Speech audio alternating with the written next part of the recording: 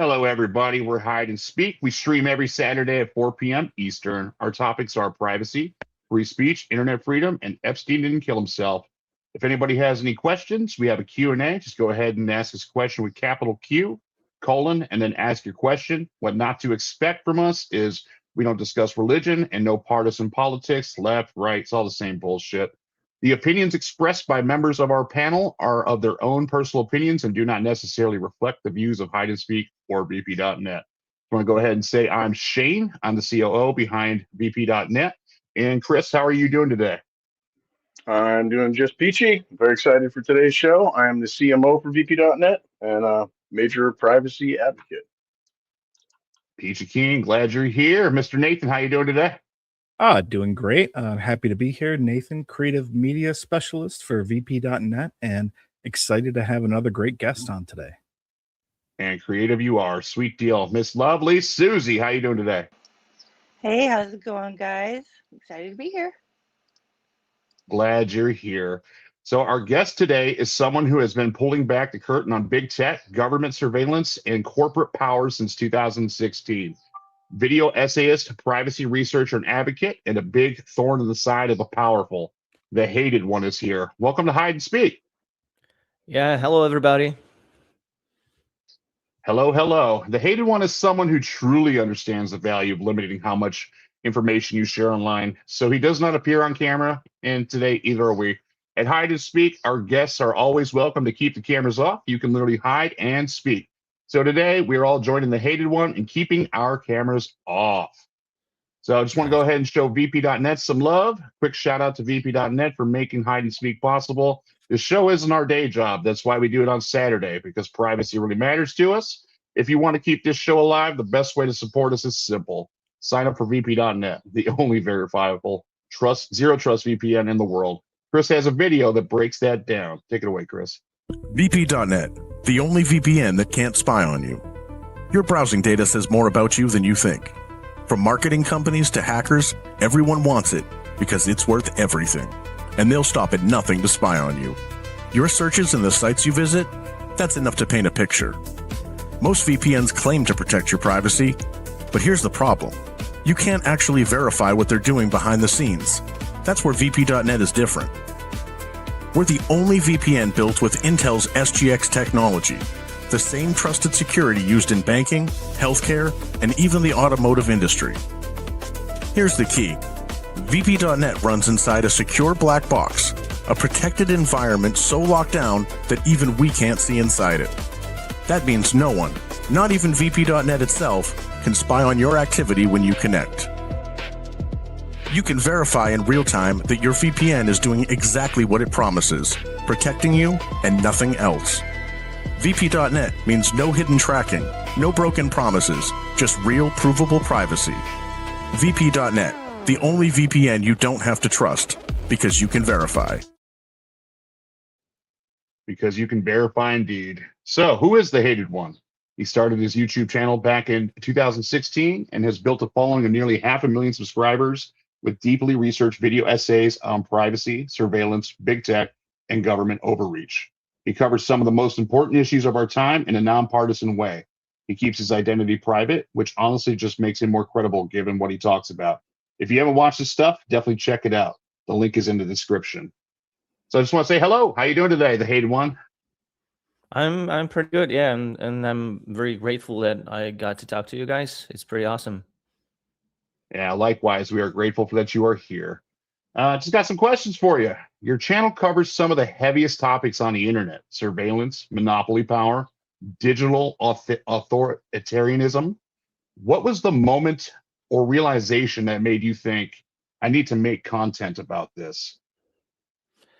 I think the two most pivotal events in my life were the Snowden leaks and the Chelsea Manning leaks, that they both really shattered my entire idealistic view of good and evil in this world, and it really made me believe that these individuals have proven that with strong integrity in their character, they can actually expose the truth and maybe change the world. And that's kind of like what inspired my journey in that too. So I wanted to follow in their footsteps, in Snowden's and Manning's, and I wanted to do something as extreme as they did. Although, you know, making YouTube videos is not nearly as extreme as anything they did, but I'm doing it in the most ethical way I can really figure out to do it and still, you know, live. So yeah, that's kind of like what actually started all of this. But it took me a few years to actually start the channel, as you can tell by the dates. That makes a lot of sense. I like from the whole vibe of the channel and like your whole approach to it. That actually makes a lot of sense. Like that you're coming from that sort of angle. That's very cool. Yeah, thanks. Yeah, and I think It that's is- a great message too. You know, a lot of times people feel like I'm just one person. What can I do?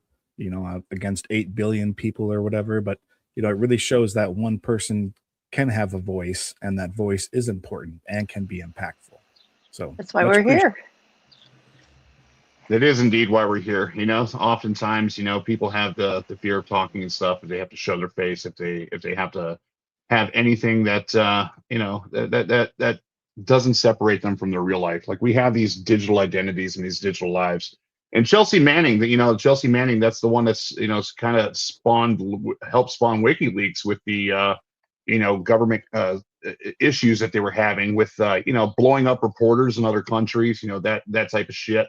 And now we're seeing just how deep that goes with, you know, the cover-ups of Epstein and like this Iran war that seemingly is just to distract us from other stuff. But whatever our thoughts on all of this, you know, Snowden kind of did spark the way for us, you know, back in private internet access days. You know, that it was a big thing. It's like, hey, wait a second, you know, you have Prism, X key score, and Snowden kind of blew the roof on that. You know, and exposed that, you know, all of the internet traffic in the United States is going through a Utah data center. And you know, I'm just not cool with that. And that's the thing is even after all these years, and we're back at vp.net, where our founder, you know, came up with this technology. You know, with Snowden, it exposed that truth. And at the time, you know, back then, people just weren't down for that, and it kind of just seemingly got swept under the rug, but kind of right in front of our eyes. You know, it's like, is everybody okay with these types of things? And if they knew the real truth about, you know, how bad it really truly is, you know, and what's going on in the world now, you know, the war on our identities and our privacy is just astronomical at this point, with the IDs, with the digital fingerprinting for the advertisers. It's crazy, and that's just putting it lightly. So I like that you have that ethical approach to all of this, because that's something that we have to do every day, is look into the I would say the biggest issues at hand, and then keep it ethical and professional, you know, to the highest levels that we can.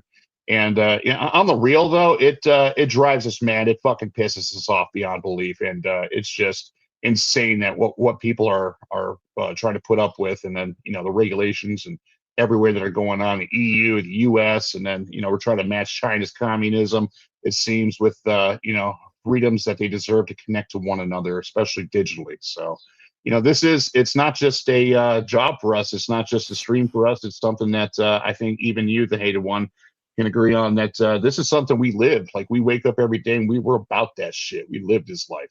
So welcome to it. Got some more questions. You know, with AI, it's changing the game. It really truly is, and we're seeing this in every aspect on our side in the tech world. AI has completely changed what surveillance can do. What's the capability or trend that you lose the most sleep over? Well, regarding AI or just anything? I would say anything involving AI. Like, there's so many new technologies with AI out there. It's completely changed what surveillance can do. Like, we've seen this with Anthropic, especially. What's your take on that? Well, there are some latest news about Anthropic that just came out like today and yesterday that are talking about some secret models being able to actually find vulnerabilities in software code that even human reviewers and security researchers would not be able to find.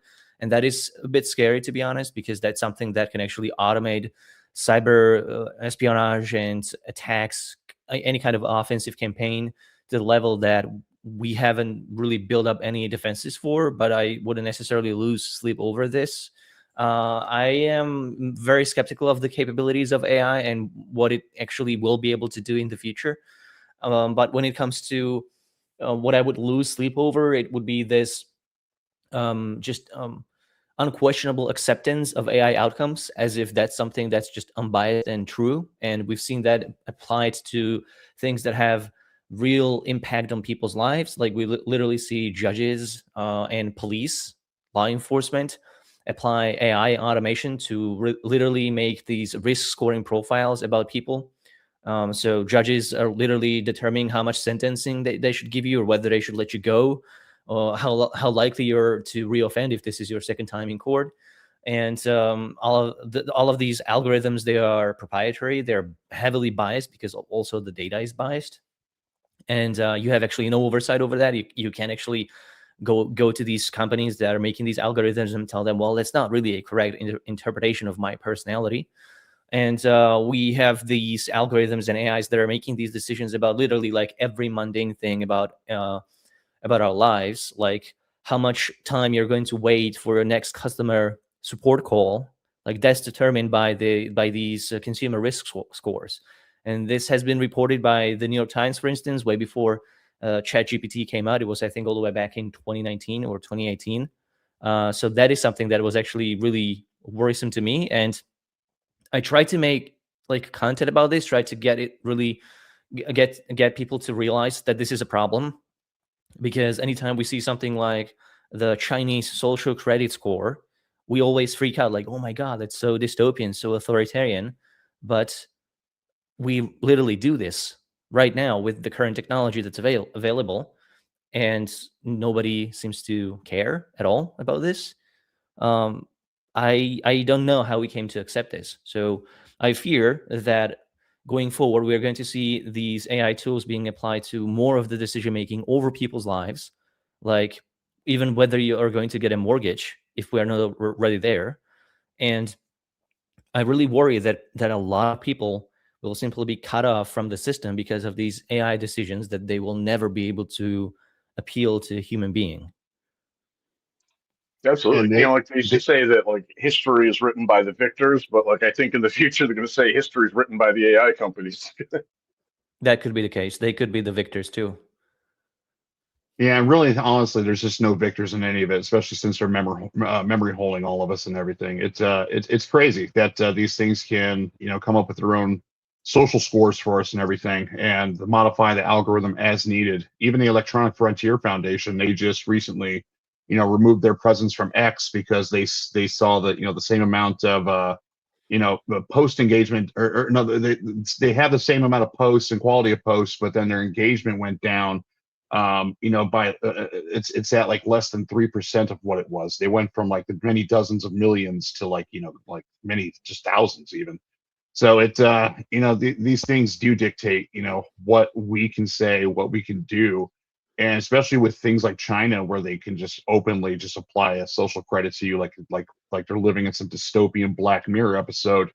Every day, just more and more seems like we're moving towards that whole hellish dystopian social,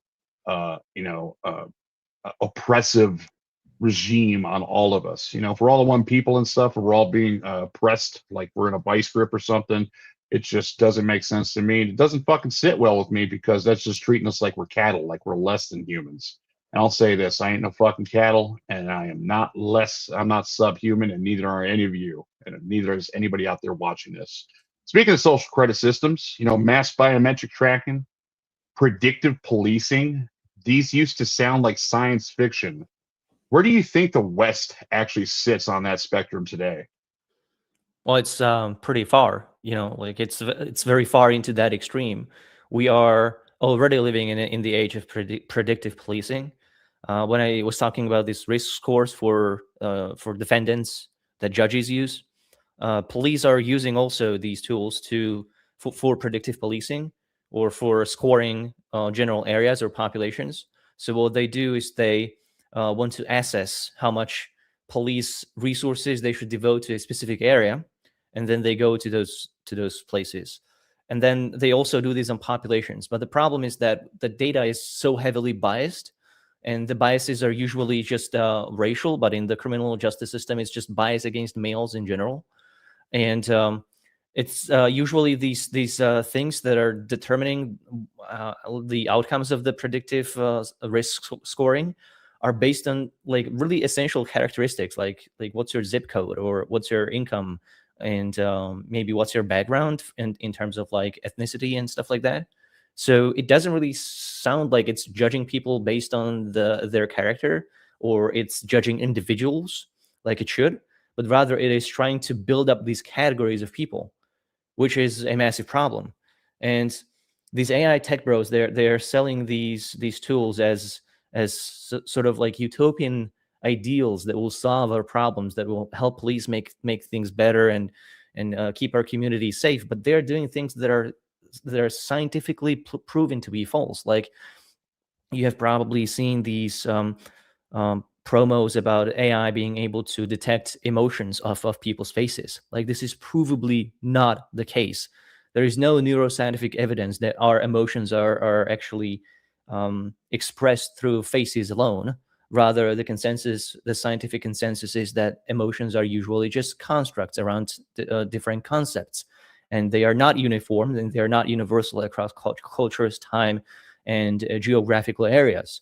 So there is no way to actually see on somebody's face whether they are angry. But this is something that it is being pitched to law enforcement and many authoritarian regimes as something they can use to actually crack down on people. So if you frown on the streets, well, you are not going to get, yanked by secret agents at this time, at least. But it is something that is just being developed and used. So I find it incredibly scary that we just trust that these tech engineers can not just engineer technology, but entire societies, and even in a way craft the political process and how everything works, how decisions are made, how administration is done, how municipalities organize mundane things to like collaborating with local police and all this stuff. So yeah, this is just wrong, and it's scary how wrong that is, but how trusted it is, and how it is just promoted by everybody in the big tech. Absolutely. I Absolutely. actually saw a story recently. I forget what city it was. I think it was somewhere in the UK, but they had, gone full blown into the AI cameras. And what they discovered was that like 75 or 78% of the people that were flagged, identified, and like sent to police were black or brown people. And the issue here is that 92% of the population was white, and like 91% or something. It was very close to percentage of the convictions for crimes in the city were white people. So it's like, it's pretty safe to say around 90 something percent of the crime is being committed by white people, yet the cameras were 70% of the people they were flagging were black or brown. So it's like, there's that, to me, it was just like, okay, you can't, there's no debating that. Like, this is obviously highly biased here, and it's doing a major disservice, because like in that city, I mean, if you were going to racially profile in that particular city, you would be better off to racially profile white people. That's who was committing the majority of the crimes. But so it's like, it's not only is it messed up because it's racist and targeting people based on things that have nothing to do with crime, it's also like not even effective as a policing tool, because it's literally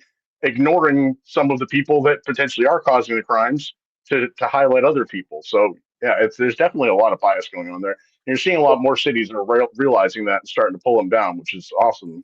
And hopefully that continues. And that plays into the who watches the watchman theory, right? So like, who has control over these flock or whatever camera systems? Who gets to input the data that decides who is a criminal and who's not? Because that's really the break point here with a lot of these systems. Sure, you can build an AI that will find criminals, but who defines what a criminal is and gets to input that? And how do you add a social? How do you add a social score to something like resting bitch face? You know what I'm saying? It's detecting emotions is one thing, but then you have a bunch of Karens walking around with resting bitch face. Are they domestic terrorists, or domestic terrorists? Sometimes.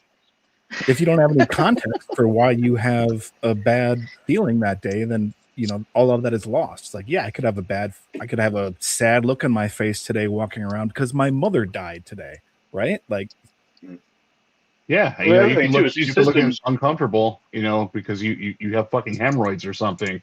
there's the emotions is one thing, and then how it detects us and stuff is just, I had this conversation about how these things are trying to now they've run out of data and information. Now they want to absorb our experiences, so that they can better get a more than human grasp on us. I just don't think that's possible, but I've been surprised before.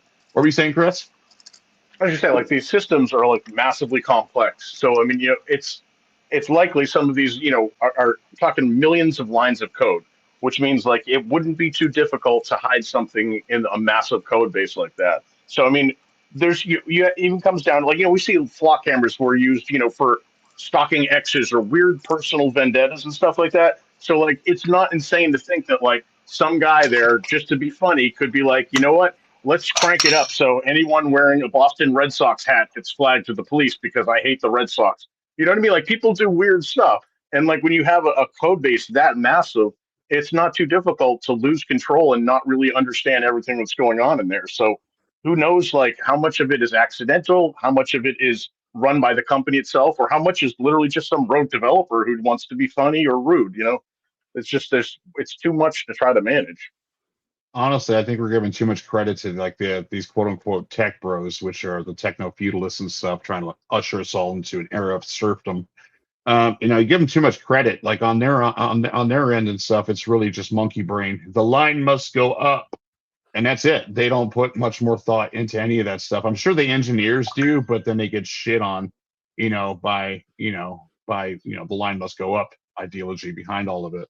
We saw like ambulance drivers and ambulance people, be flagged and stuff for going into crackhead neighborhoods and saving people, only to be labeled as crackheads themselves in these systems. So I want to say, like, nothing is perfect. It can get better, but it's not getting any better. It's just getting worse, and it's actually getting insultingly worse because they keep telling us it's getting better.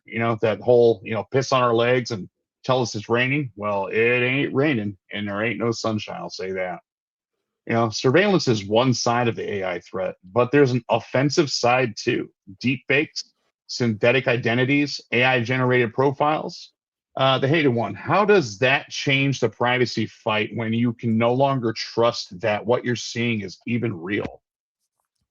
Well, there is one positive side to this, is that one of the extreme privacy strategies is to generate so-called sock puppets accounts.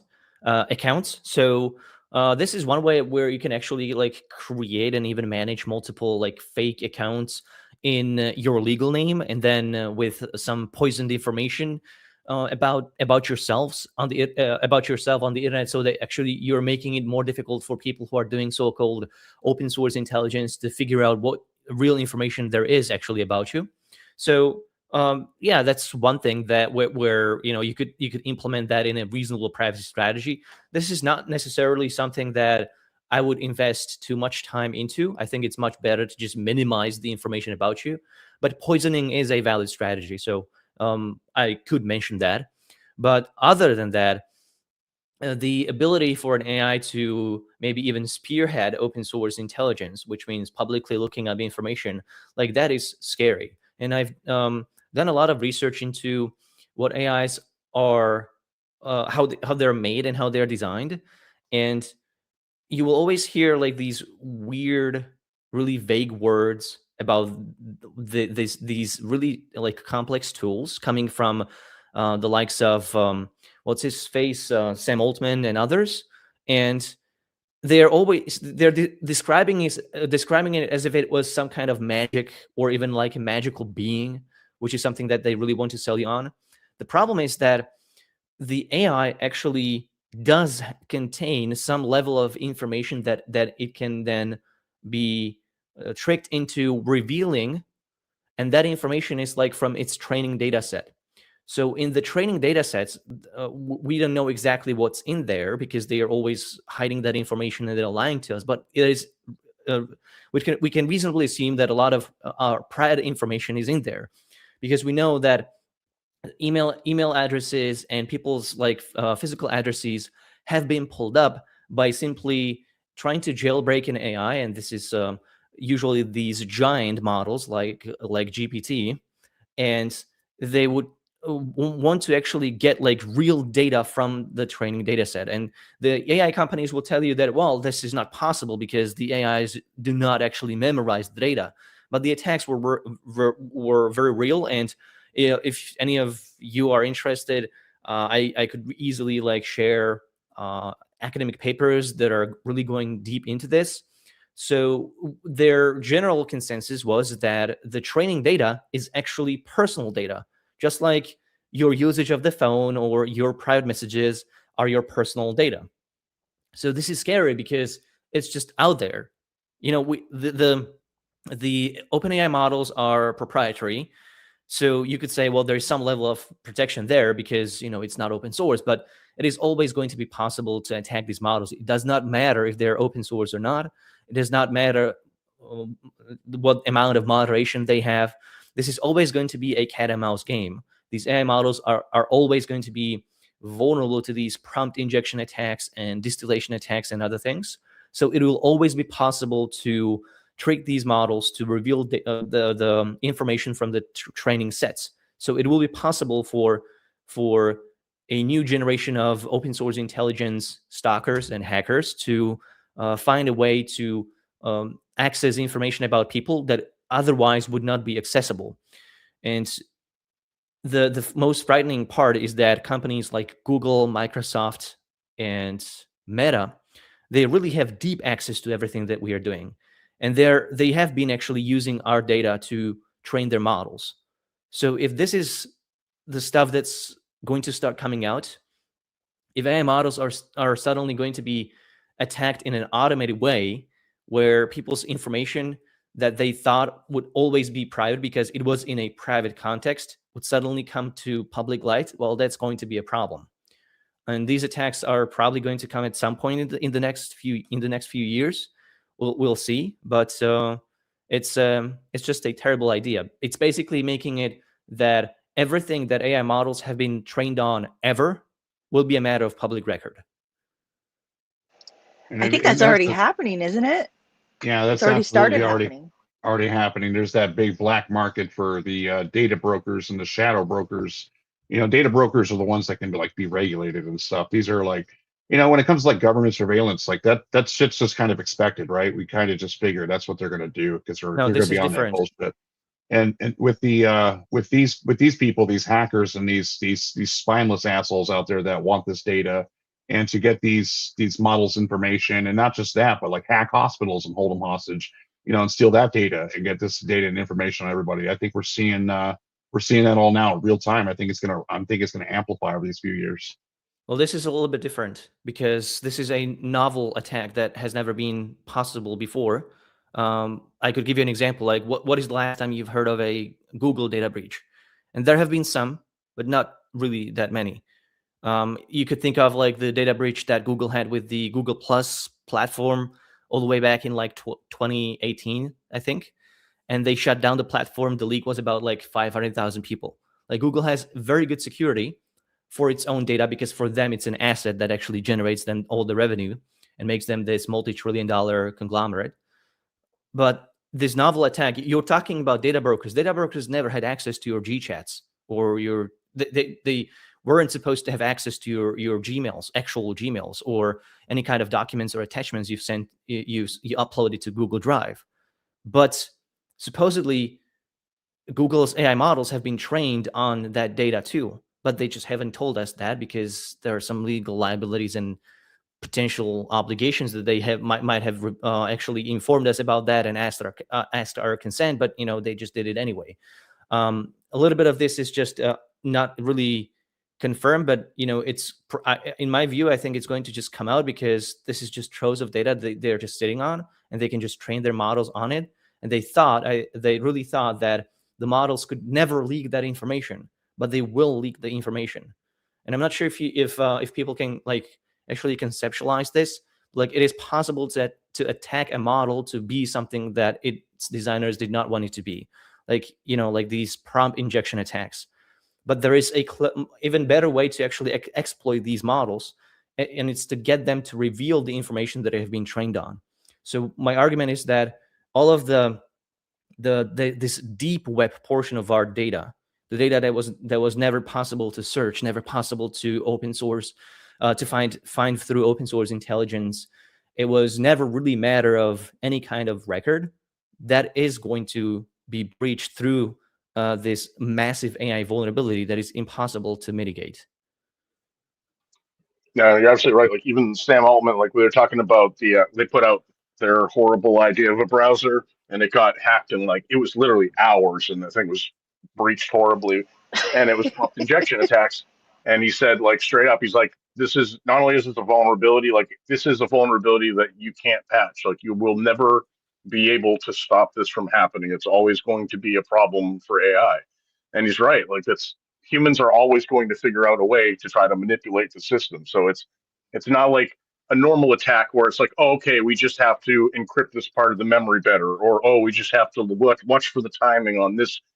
This is something that you can't scope out because it's just not only is it all human ingenuity, it's now AI being used against AI. So, you have humans like, recently some random guy who was, admittedly is not some master hacker, but he breached the Mexican government and stole like terabytes of data because he just had Claude sit there going at it all day long until it figured out a way in. So that's the thing, like people are now able to do massive amounts of damage even without actually knowing how to hack, just if they're actually pretty good with AI. So this is always going to be a problem. And you're right, like, when you have people like Larry Ellison saying that the next frontier is training on private data, we know now 100% that is their goal. They want to have all of the private data, and they say that's the only way you can get an advantage because all of the AIs have already trained on all the public data. So now they need all the secrets and all the private stuff.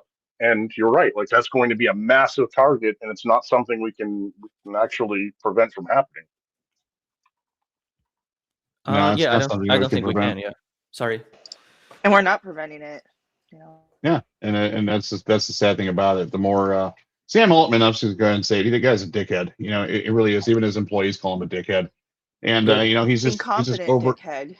He is incompetent. He's been incompetent since the Y Combinator days and Reddit board days. And it's just it's kind of sad that somebody as looked up to you in the Silicon Valley industry, that this guy has a large fan base, and all he does is spew bullshit towards everybody and overhype things just like Musk does and everything. So if they want to overhype anything, how about overhype how you value the human? And it's just something that I determined that's not something that like somebody like Sam Altman or these other tech bros won't do. It's something that they can't do. It's a human flaw with them or something, or a lizard person flaw. I don't fucking know at this point. It really makes me question some things as to why they can just accept that this is okay to exploit people on, or know the dangers of what it truly does, and then just have nothing in place to stop innovation from creating more problems that lead down that negative path. People are killing themselves over ChatGPT, for God's sakes. What happens if somebody gets a hold of this data and then figures out what made people kill themselves and then targets all those people to cause some very widespread mental health issues and stuff that which I'm sure they're already doing. I see the level of toxicity, especially on social media. If you could think of it, there's somebody else that has too. Yeah. And then we have these questions of like, who watches the Watchmen and stuff. Well, I don't know the answer to that question, but I would hope that they are aware of the dangers of what these things can do. Because I mean, hell, even with deepfakes and stuff, you can just frame people or turn something in as evidence that the jury or the judge won't even know that what is real. And that's the thing. It's like these. It's just a handful of these companies and stuff that run the game with this stuff, like Larry Ellison and Oracle.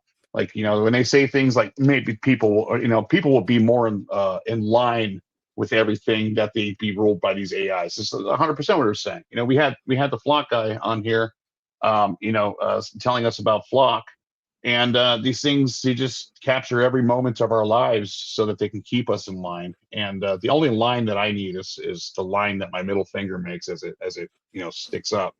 So with these tech pros and stuff, they're topic of discussion and stuff quite often. And I just have to kind of roll my eyes with these things because it's just when you actually talk to these types of people and stuff, and the caviar eating douchebags and everything, it really gives you perspective on where their values truly are. And like I said, the value for humans and stuff is really, it's not a number, and that's just something I completely disagree with.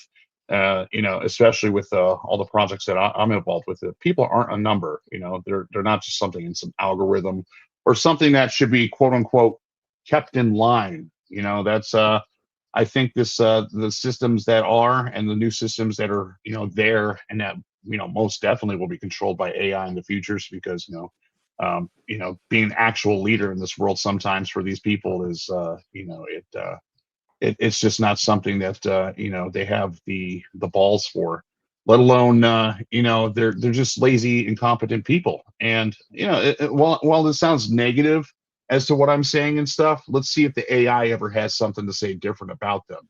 And we see even like Elon Musk, Grok and stuff talk shit about himself. So what data are they training on if not the truth? So these things, it's all clear as day. It's but that's the biggest disagreement I have with all of this, is that it's not open. There's no openness to open AI. With all these closed source things, and like as you mentioned with Google, they have the best internet. I wouldn't even say internet. They have the best cybersecurity team on the globe. That's just all there is to it. That's why we don't see these incidents. Like, these guys are on some next level shit, and they take that stuff very, very, very, very seriously. They're like, if we say we live that life, these guys are probably on their second incarnation of it, is what I'm thinking. But with the tech monopoly out there, it's just how it's always been, and kind of how it's always going to be until we see more openness to all of this. A small number of companies now control the infrastructure most human communications run through. These companies got big by being useful and free. At what point did we cross the line from a good deal into something more like a trap?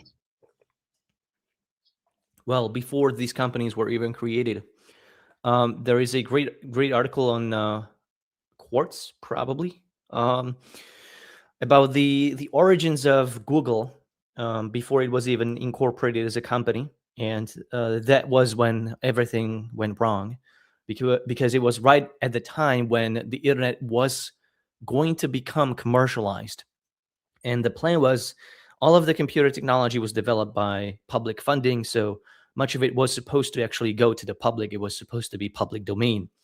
But some corporations, like the big ones like the Blue, IBM, and others, and the intelligence agencies like the CIA and NSA had a different idea. And their idea was to actually create a commercial internet that would be proprietary. You would have the CIA and NSA create these funds and granting schemes where they would try to give money to the best scientific research in American universities to get them to create tools that people would want to adapt on this critical mass scale. And these tools would serve this benign commercial purpose, but they would be designed in a way that would allow them to literally surveil every single query on the internet. And this is exactly how Google was created. The original Google program was created. It was designed in a way that every single query would be traceable by the CIA or the NSA, and every single individual would be tied to all of those unique queries. And that's how Google was birthed. You can still find in Google's original papers on their origin story the DARPA grants, but there is like actually publicly available documentation coming from people that were actually behind these granting schemes and programs from the intelligence community, acknowledging that Google is actually one of the companies that was a result of their idea to create a commercial internet that would always be under total surveillance by the NSA and CIA. And that is when everything went wrong, because that should have been stopped right there and then. It has never been stopped. And then there were a bunch of laws and regulations, mostly deregulations, that happened throughout the 90s and then through the Bush era. And that resulted in massive reconsolidation of internet technologies, mostly from the backbone telecommunication companies. And all of that resulted in that you would then have like a very small selection of these massive conglomerates that would then eventually amount to controlling upwards of 90% of the internet traffic and how people actually see the internet. For most people, the internet is just Google and Meta, and sometimes few other websites, and that means that it really created this this really controllable, almost like a sandbox environment for the intelligence community to literally turn that into their own playground. And that's exactly what happened. It used to be a conspiracy theory for a very long time. The first ideas about the NSA doing anything on the internet were coming, I think, from like the early 2000s, but it wasn't confirmed properly until Snowden actually broke all of those leaks and confirmed that, yeah, all of that was actually real and much more. So I think that's what we should have done. There actually were some hacker wars happening in the 1990s. And these hacker wars were between the original idea of a hacker. So hacker today is just a criminal or somebody who is just a bad person and wants to steal your stuff.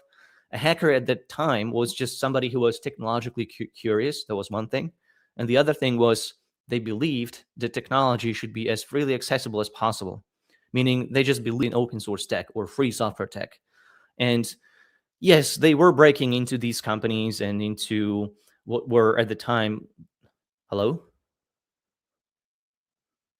Yeah, Oh, no, we you're can still good. hear you. Right. Yep, All we're right. Sorry. Yeah. We're So here we're just at the time. listening. It's great. Yeah. So at that time you had these baby Bell companies. So it was the broken up Bell Corporation, and hackers would be breaking into those, and they would just be stealing information from the Bell Corporation, from the multiple of the baby Bell companies, and then they wouldn't do anything with it. They would just share it with one another, and it'll be like a trophy for them. And it would have this Frag magazine that would sometimes publish that information. It was a lot of fun, but then the corporations were absolutely crazy about this. You know, the Bell companies as well as IBM and others, and they worked with actually the Secret Service at a time, and they created this joint task force of literally going after these people. And it's funny because at the time, many of the hackers were just kids. Many of them were just literally under 18, and they were able to break into these companies, hack all of their information, and just reveal that to everybody because that's what they believed in. So it's amazing that happened at a time. But the hacker wars were real because they were going after these people with guns. They were like raiding their homes. Parents would be going crazy because they had no idea what's going on. Nobody actually had any idea. These people were like the OG nerds at the time. And it's frustrating because by the time the last hacker crackdown ended, I think in 1993 or something, we haven't had that anymore. Today, the word hacker literally just means a cyber criminal. And sometimes today, these people that want to actually live by the original hacker manifesto, they call themselves cypherpunks today, or cyberpunks or something like that. But it's really this original idea that just disappeared, or it's just no longer the part of this core idea behind Ethernet, behind cyberspace. It has all been captured by the commercial internet, by commercial companies that are literally defining what internet actually is for pretty much everybody, for 99% of us, if not more. absolutely. Indeed, and that's the thing is I think there was, I think the hacker age and stuff. It just seems like some of these kids out there are some of the smartest out there. Like we saw, Lapsus was one that went and hacked like all the like top Fortune 500 companies, Microsoft, a bunch of just top tier companies out there. And the hacker culture, I think, has definitely been swayed or changed. Back in the day, we saw what was it? Can't even think of the group name now. But all in all, I think I think the hacker culture and stuff has definitely changed. But I think it's going to definitely change, especially with AI and the tools that they have now. a lot of these people, they grew up to go work for, cybersecurity agencies and stuff, and battle against the things that they used to do back, when they were kids. Growing up in the 90s, I saw some of the like the first level hacks and stuff as they came out. We had people popping out people's CD-ROM, popping out their CD-ROM to give them a cup holder and stuff like that. And then like what, sub-7 Trojans, all your base belong to me. And it's, then we saw like, nation states and stuff throwing, flash drives in a parking lot because people are just going to stick them in their work computers to see what's on them. That's the level of where things were at versus where they're at now. The things that I worry the most about is there's things that you can anticipate and know about, especially if like, you're a researcher. But what scares me the most are the things that you don't know about. And you had mentioned, Claude Code can analyze all this different code, like even a Linux kernel, and it even found, issues that have existed since, the early 2000s and 90s, for things like OpenSSL, these types of deals where it can find not only the new issues with these things, but it can find where old issues still have remnants and can be exploited even today. So, with that said, it's the stuff that you don't know about is the biggest issue. Like I said, government surveillance, these are just one thing, right? Snowden made it very clear that, this was what they're going to do. It's like their thing. But it's these other ones that you don't know about, like I would say North Korea right now, at least what we think is North Korea. What they say in news articles that North Korea, nation state, hacked this crypto chain and stole another $350 million. Like, how the fuck do we know that it's even North Korea in the first place and stuff? But that's some scary shit that level of intellect and intelligence is out there for for people to analyze these. I would say cryptographic systems, that new technologies and stuff that seem so promising rely on, and this people's money that's involved with this. So it's not just where things were at. Now it's moving into new heights. I'm saying we're climbing new mountains as far as the hacker culture goes. Especially since they have these new tools. I would say the biggest issue I have with the way things were versus how they are now is that now we're trying to battle for an open internet. Like we came from an open internet into this closed walled garden, and then the walled garden isn't even growing any flowers, right? It's just a bunch of manure everywhere, and people are just talking shit, throwing people down. We got cancel culture. It's more like a containment system around what the Wild West was, especially when we had, these cool ways to connect with each other back in the day. But now everybody's just kind of on Discord and Telegram and using Facebook and Instagram and stuff, and they're putting only the best parts about them out there. I would say the phrase "the battle for the open internet," where we're at now, is the absolute complete fucking opposite, excuse my language, of an open internet. I've worked a lot with technologies and stuff to battle this, and I would say it's one of those things that you can grab a megaphone and go start shouting this from the rooftops and let everybody hear you, but then they'll just kind of look away because they don't. It's not that they don't care; it's that they don't know that they have to care. But I have a question. Some people in the privacy community have been saying for years that decentralized platforms like federated networks and peer-to-peer tools have been the answer for years. But mainstream adoption hasn't really happened. What's actually standing in the way? I've had that talk about this with one of the NIM VPN CEOs and co-founders, and he told me that in order to have actual some like true decentralization, even in the form of like the backbone infrastructure, would be to have complete peer-to-peer communication. And for that, in order for that to actually be adopted by people, it would have to serve dual purpose. So he actually suggested this idea with the Internet of Things, like it's garbage, right? But what it does enable is that it actually creates this mesh network of Wi-Fi enabled devices. And if you just also enable these devices to have this mesh network communication, then you can actually get away from the centralized control of the internet by telecommunication companies. And that way you can actually have all the decentralized tech, like the Kuch Messenger, for instance. Nobody have ever heard of this before, but if you're listening, Kuch is cwtch.im.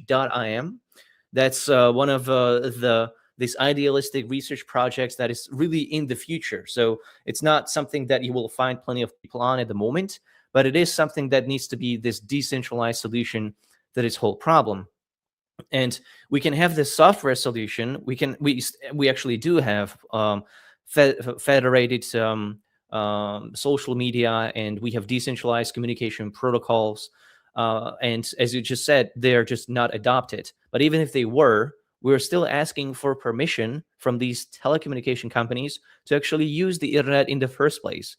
So we really need these. We really need this holistic approach, and go really go all the way deep before we can actually find any level of open internet or freedom of information throughout the world.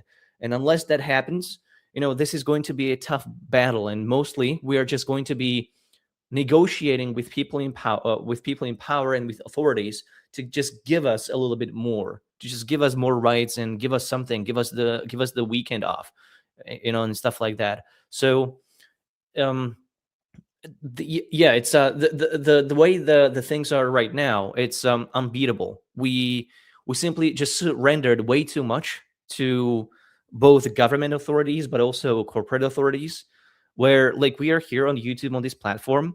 We could have easily gone to PeerTube or to something else, but pretty much nobody is there. And I have my own theories why that's the case. We can go into that if people are interested. But it's for us, like you guys here and myself, it's impossible to just go to PeerTube and expect to reach the masses. So Yeah, sure. it's on us to actually go to where the masses are, and tell them the word of Jesus. And that becomes, like a self-fulfilling thing too, because then, nobody wants to create new platforms, because who wants to have 2 viewers when you could have 200 million, right? Yeah. So everybody keeps conglomerating into YouTube, and it just grows exponentially, and it becomes its own self-fulfilling prophecy. Self-fulfilling bullshit, more like. That's the thing is with these platforms, after all this, we've been fucking deplatformed. Like Truth Social just deleted us. No ifs, ands, or buts about it. No answer as to why. Just deleted us. And then Meta, Facebook, with Threads, they just did the same thing, banned us. And just recently, Bitcoin.com, they speaking the word of Jesus, Bitcoin Jesus, Roger Ver, which is also behind vp.net. He imagine having to deal with that stuff. You're preaching Bitcoin.com, and all of a sudden YouTube just deletes you, and bans you for 15 years. Yeah, 15 years of content. Yeah, 15 years of content, and how much pioneering has been involved with all of this. Bitcoin itself has pioneered just a massive new industry, and let alone these are the pioneers behind the pushing these innovations and new innovations, which are very important, I think, in today's society, especially for the battle of the open internet. Is that new innovations and new technologies are always going to be on the horizons for humanity, especially since that's the one thing that connects us all is technology and the internet. There's other things out there that also connect us all together, and I think that unity kind of was seen with the NASA going around the moon and giving everybody kind of a break and a day off from just hearing about the war in Iran and the mundane Epstein shit. And like I said, it's all just a heap of bullshit. But to see these new innovations and technologies and the new frontiers in which mankind can achieve, these are all amazing things. Like that's kind of what we strive for every day, and all that we do. Just a crew here. And with these big tech guys, and as you mentioned, negotiating with them, I'll say this: every like I would say not everyone, but the interactions and stuff in which I deal with, like tech companies, server companies, people that we need, to work with to utilize our technologies, especially as the world moves into this zero trust architecture. We wholeheartedly agree with the way the internet is right now. TCP/IP is just old; it's outdated. I'm sure we can come up with better protocols. I'm sure we can come up with better technology for all these things. But this is what we have to deal with. This is what we have to work with. And the way the internet works is now these things just point to content delivery networks, and these content delivery networks are all owned by the advertisers and the big tech companies. So it is self-fulfilling bullshit in the sense of we have to put up with it. That was one of the biggest things, especially with me and Chris, is that we have to work with the algorithms. You have to work with what offers engagement with with things. And that's all of these companies too, right? I think like things like Bitcoin.com didn't want to move off of YouTube, or like even we don't want to use YouTube. It's one of those things that it's what people know, it's what people use, and it gives them a means of access to see perspectives from other people. And that's there's a lot. I say the self-fulfilling bullshit, but there's a lot of good that's come from all of this. But that's the thing, is the things that are really, really bad, ride the wave of what's really, really good. And that's just kind of what it seems like. But as far as negotiating with these top tech companies and these walled gardens and these executives out there, no, it's no negotiations. My privacy is my privacy, and the layer between me and the rest of the world's bullshit is just like spirituality. That's like your link between you and God, they say. Privacy like a VPN or these decentralized networks are the layer between you and the rest of the world's bullshit. Like, there's just no negotiating with this, because all they try to do, and I'll say this in all honesty, is I can see the clockwork moving inside their minds and stuff as they try to come up with some more bullshit to spew to me, so they can sell me more stuff and collect money and stuff and go meet their quarterly bonuses, at like millions of dollars even. So when you guys say self-fulfilling prophecy and stuff, I want to disagree with that, because if we say, if we accept that this is that self-fulfilling prophecy, then that means we've let them win. And for me, it's not about winning and losing and stuff. Like, it's one of those things that I think they know the level of power that they're at and the level of influence in which they have, and they give everybody just a little bit of that sweet nectar, so that they have a taste of it, and that they accept it, and then push that onto others. And it's sad that that the battle for the open internet even has to be a battle at all. But it is one of those things. It's a consensus thing.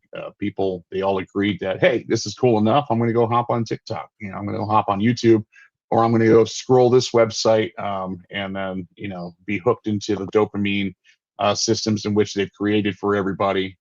Things like Mark Zuckerberg and Meta. Census thing too, but it's also it's a disinformation campaign too. It's also, people are just not informed. People don't know when they click that terms of service on Facebook or whatever platform, all of the information that they're giving away. If people were informed and knew what was happening while they were online and what type of data was being collected and used against them, nobody would consent to that. So really, I think it's just more of a informing people. It is, and that's our first thing, is awareness for all of this, and that's I think that's the best thing that we can share with everybody. The hated one here and stuff. But I would say you're the opposite of the hated one. I would say you're more like one that would be the loved one in all of this, because this fight for privacy and this fight for returning people back to, hey, the human values is first value yourself, right? If everybody thinks of themselves and everybody's thought of, well, how about everybody think about some privacy and what they can do between the just straight up being manipulated and being hooked in. There's still to this day, like, sometimes we'll see advertisements and stuff about things I only thought about or talked about, so or briefly talked about, nowhere near technology or something, and then it's like, wait a second, how did this know? Well, it didn't know, it pushed shit into my head. So, that's the thing, is there's, I think we as the people and stuff have to find the balance in which we can the balance in which that needs to be tolerated, and my tolerance for these things like the walled gardens and everything, it's decreasing hour by hour. The more that we use these, I would say, technologies like YouTube or TikTok or Instagram, it's gone into crazy times, I would say, even crazier than they used to be. Yeah, that's very sad. It's sad, but I'll say this: it ain't all sunshine and rainbows, but there is sunshine and there are rainbows. When moderation moves from policing content to erasing digital identities, it ceases to be a safety measure and becomes a tool of social engineering. At what stage does a platform's terms of service officially transform into a private social credit system? I think it's just that. We have seen this transformation to really, police bad behavior on the internet, uh, and move away from that to literally like not allowing adult human beings to talk about anything that could be remotely sensitive or controversial. We have to now find these weird replacements for these naughty words like a gun, and we have to say pew pew instead. We have to say unalive and all that stuff. We have to say PDF file. Even like irrespective of context, I understand that you would want to ban somebody that is trying to like groom children or something like that. We all are for that, right? We want to have that power and enforcement. But like, even if you are like, YouTube doesn't make a distinction between whether you are a conspiracy theorist or whether you are debunking conspiracy theories. They'll just ban you straight away. And the only people that they do allow is what they call authoritative sources, which is the CNN and New York Times and all the others, which have never been caught lying to us at any moment, not necessarily about anything related to going to a foreign war against a country that never attacked us. And they did it multiple times throughout history. And you can't be a real person on the internet with these platforms. You just can't. I, for instance, was threatened by YouTube. They told me that they will delete my channel for my videos on NewPipe. So NewPipe is this alternative way to watch YouTube videos. And it's not downloading the videos. It's not doing anything. NewPipe is really just like a browser. Like you open up Firefox or Google Chrome or anything that's not owned by YouTube, and you can watch YouTube the same way you can watch it on Google Chrome, which is the same company. And YouTube will not prevent you from watching YouTube videos on Firefox. But YouTube does not like NewPipe because NewPipe is giving you some features that you would have to pay YouTube for the premium subscription in order to get those. Like you can watch the videos in the background. You can listen to videos as audio only. You can watch videos without ads. That's the naughtiest one. And because of that, NewPipe is not even allowed on the Google Play Store, but you can still get it if you're on Android. You can get NewPipe directly from developers, and it's awesome. That's how I watch my videos. And YouTube literally gave me a community guidelines strike, which is a breach of terms of service. And they told me that this is me telling people how to access content that bypasses the official way to access it, which amounts to hacking. Like I'm teaching people how to do some kind of hacking, how to breach laws or regulations or infringement on people's copyright. And they're also trying to shut down NewPipe itself. So I understand that, I'm biting the hand that feeds me. Well, YouTube doesn't feed me really because they pay me like $20 per video that I make. So that's nothing. But still, I understand I'm here on YouTube, so It's I'm not talking nothing. to. I mean, it's like what, like an eighth of a tank of gas, a 16th of a tank of gas. I mean, Well, I it'll don't even get have a you car, from. so Yeah, I mean, but even for others and stuff like that, it'll get you from your house to the end of the driveway. So there's a semblance of hope, right?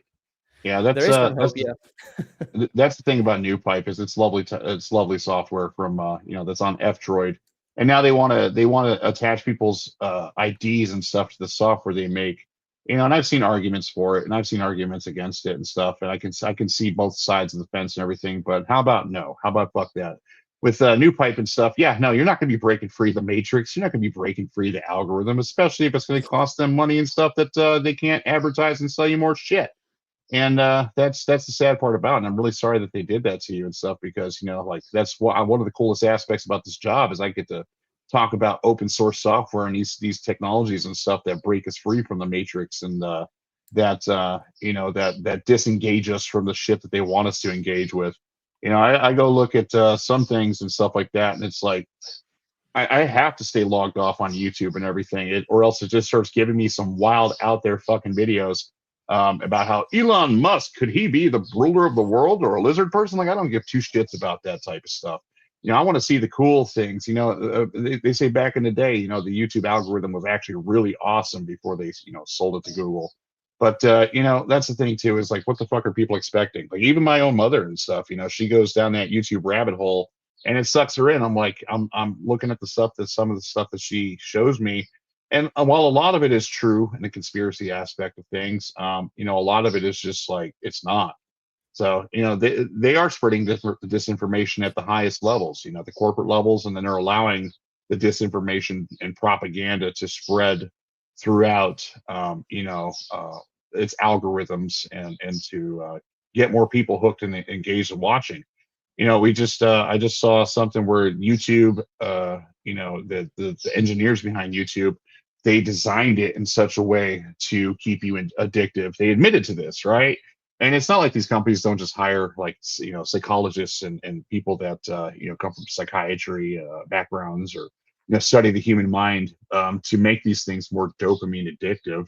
I agree with everything that you said, especially when we talk about the software that frees us from the matrix, which is the algorithm, right? It frees us from the numbers that they think that we are, versus what we actually are, which are human beings that just kind of want to have some control over their own technology, and want to have different means of accessing their favorite places to access without being told how and why they should do this, which is a damn shame, because I'll tell you what, these engineers and these people that are behind companies like Google, YouTube, I promise you, they all came from some of that kind of hack it up, hacker culture, open source especially. These are the top minds of the world. And then, we go and see like things like, Larry Ellison and others. They still have, they won't even let their own families and kids use the products and everything. And that's for a reason. If the ones that run these companies and the ones that are behind these things won't even let their families use it, why is that okay for us and our families to be using it? And it's just something that everybody, even right now, if you're listening, they can just look over at their family members and stuff, and their family members are probably on the phone looking at TikTok, Instagram, and Facebook. It's sad. So it's one of those things that we can keep looking at back at how good things were before, but they weren't that good before, because they were leading us to where we're at now, right? We're at the totality of what it all could become, and I just simply don't agree with it. And I know you don't too. And that's the thing is I always say at the end of every show is onward, looking forward. That's the only place we can look, because if we look in the past, that's where we will remain. And it's one of the quotes that stick with me and stuff to keep that onward movement going. Looking forward, is there a person, organization, or movement right now that gives you genuine confidence that this fight can be won? Yes, I really like what Graphene OS is doing. That's probably one of the most important projects of our lifetimes, because they are really taking security and privacy seriously, and they are trying to make decisions to really repel all the attacks on people's privacy with the most consistent and principled ideology that I've seen of any project out there. And I love that. Obviously, there are other people like that, like the New Pipe folks and people behind all the federated social media platforms. I love all of those folks too, because they also believe in all of that. But in terms of like really empowering people with something that just cannot be taken down, it is damn near unhackable, that phone is. And like the stuff that you can do with that, like it makes you dangerous, because like that phone can be truly anonymous. Like you can be untraceable if you have it, and if you have good OPSEC and you're careful, then you can really get like thousands or millions of people to use that phone and organize a protest or a strike or something like that, and that has political power. So I think something that is so uncompromising, as graphene OS is, I think that's what we need more of. And I'm really grateful for the fact that this is a project that will hopefully live for quite a while, and it will enable us to actually do something with that tech in the real, well, in the physical world, I would have to say. And there are others. Like I still believe that maybe people like Snowden and others can and should do more than just talking. It's still a lot that they have done, but I think they still have something within them that they can also do. In terms of what that could be, I'm not entirely sure, but at least they're giving some kind of moral leadership in terms of steering us in, or at least showing what's bad that's happening with as the technology progresses and with the current state of the world. And maybe I like that there are these projects like the Briar project, or as I mentioned, Coach before, and these projects are just way too small to actually amount to anything at the moment. They are really more like prototypes, or just trying to showcase what it could be in the future, and they're trying to provide a workable solution. And just the fact that these people like that exist, like these people could be doing literally anything else. Like they could be working for the big tech, but they chose not to. And they chose to actually dedicate that time to creating these really idealistic, trustless, and consent-based protocols that are open source, and the tech will remain there forever. So even if these are not the ones that are going to become the next big thing, maybe someone else will pick that up in the future and continue building upon that, and brick by brick we'll get there. And I'm also hopeful. This is not necessarily naming a project, but currently a German state, can't remember the name, I'm sorry, but a German state is actually fighting Microsoft monopoly, and they are doing it in a very comprehensive way. So from the ground up, they're trying to remove all the Microsoft platforms, like all the Office and Windows and all these other applications, with open source alternatives like Linux, even the VLC media player. Obviously, there's this open source alternative for Microsoft Office. I think they're using LibreOffice. Could be something else though.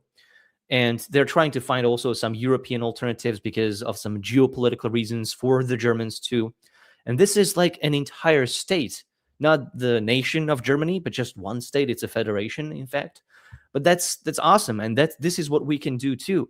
So all of us, what we can do is that, by the very least, we can convince our municipalities, our towns and cities to start doing something like this. Hey, tell your local, like in your town hall, tell the people that, well, if we are going to buy these licenses from Microsoft and other big tech companies to use their products, let's use that money to actually get open source alternatives instead, which are in fact for free, and we can use a fraction of that money to build up some customized implementation of that for our particular needs or our city's needs. So this is the beauty that we can do. And I think if we start from the ground up, then I think we could actually build up to something like a nationwide adoption of open source technology, and even like federated technology could be a thing in the future. So I think this is how we can push it forward. Like if you can get your local school to use open source tech, Linux instead of Windows, LibreOffice instead of Microsoft Office, and all the other stuff, that would be huge. You're like training a new generation of young people to be really familiar with all that beautiful stuff. So yeah, I'm very hopeful for kind of like the entire open source free software movement that's really principled about this. Absolutely. And that's the thing, is like, they're not just trying to do it, they are doing it. And I say this as I watch the numbers for Linux desktop and Windows and Mac alternatives. Even for gamers, the number is going up. So the others like Microsoft, they live in a world where the line must go up. And guess what? Our fucking line's going up too over here on the free and open software movement side too. Things like Linux desktop. I'm telling my guys every day and stuff like, when are you guys going to install Linux? When are you guys going to get this going? It is a game changer. And that's the thing, is I've heard arguments and stuff. Well, we have to meet a certain level of compliance with this. So the reason why everything is stuck in some licensed black hole, where even the U.S. government's sitting on like how many hundreds of or I would say hundreds of thousands, probably in the millions of like fucking WinRAR licenses, for God's sakes. It's astronomical, the level of stuff where that all headed. But to see these things break away and to come with the open source alternatives for things, it's not even just about that these things are free. It's more so about, hey, these the corporations are milking the governments and stuff too, rather than just milking us as consumers. So it's one of those things that I would say is definitely hopeful to look out for in the future, especially when we have software like Graphene OS. I know these guys. These people work really hard and diligently and stuff for something that they absolutely believe in, and then they have to fight hoops and hurdles with Google that won't release like security updates and stuff to them up to 1 year and stuff for Graphene OS to have on these things. So the stuff is definitely out there, and the movement is definitely there. I would say my biggest hope for all of this is for actual affordable Linux phones to come out that actually have decent hardware inside of them, that we can actually have this good software on. The easier it all becomes, and the more other people are using it, especially in the workforce industry, I think the more widely adopted all of these things will be. That's the thing is with all of this, it does give me hope. It's what I wake up for. It's one of those things that I wish I wasn't so nerdy about and focus all my time and attention to, but it's just absolutely cool tinkering around with all this technology. It really is. I have the best fun in the world just tinkering with these things, and I come up with solutions to problems that I don't even think may be a problem one day. And then it's like, hey, wait a second, now we're facing this problem, but I already have the solution for that. And I really hope other people get to experience that out there, especially in the information security and engineering worlds and stuff, because a lot of these people out there, they're the ones that are the go-to behind organizations and local municipalities and even states, federal levels. And that's the thing is that the one thing that unites us, I think, with freedom and all of this is having that freedom in the first place, especially when it comes to the digital world. Ecstatic J asks, THO, what do you think is the most important thing lawmakers should address today to protect the citizens from emerging technologies? I think the most practical one, and probably the easiest to pass, would be a requirement for any public funding of a technological license to be open source. So I think they've done this in some places around the world. I think they have a law like this in Switzerland.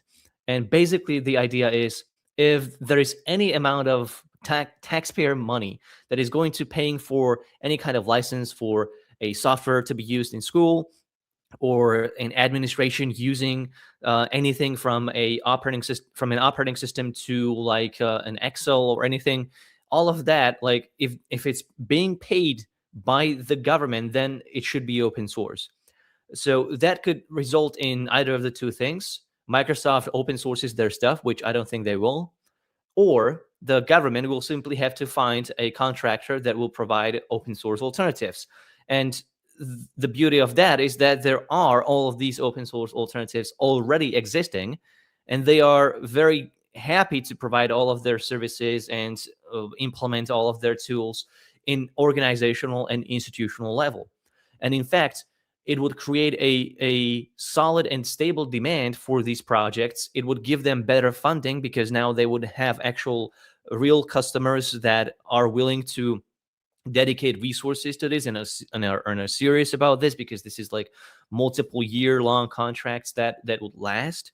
So we would see a level of stability and adaptability of open source tools that would just really cement this whole idea. And maybe it would it wouldn't mean that everything would become open source, and I'm okay with that.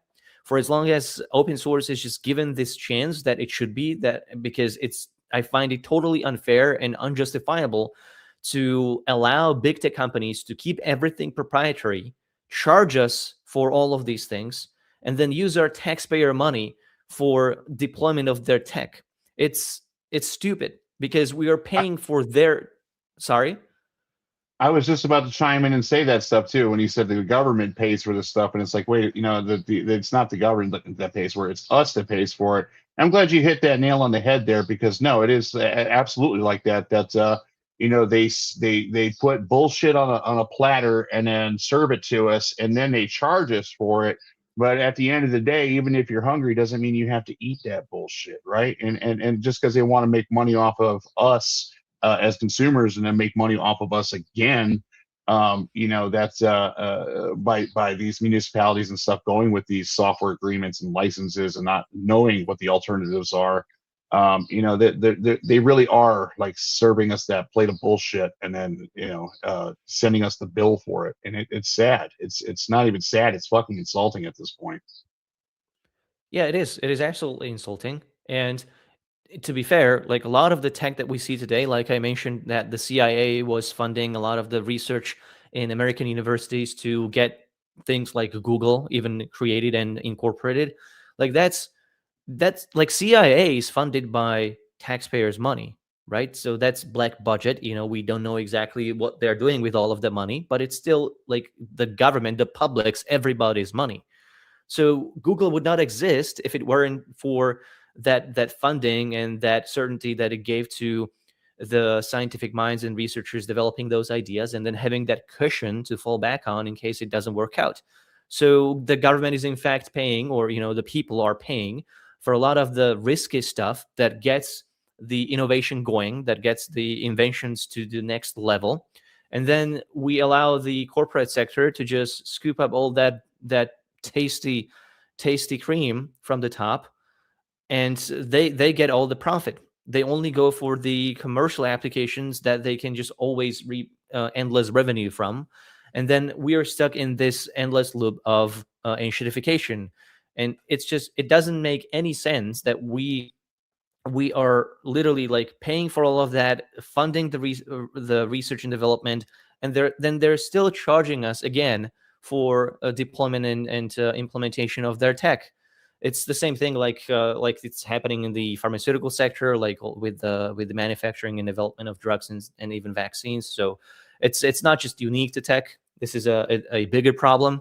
But with the tech, as the person asked from the chat, with the tech, this is how I would try to solve the problem. And if in fact, I would go even deeper than this.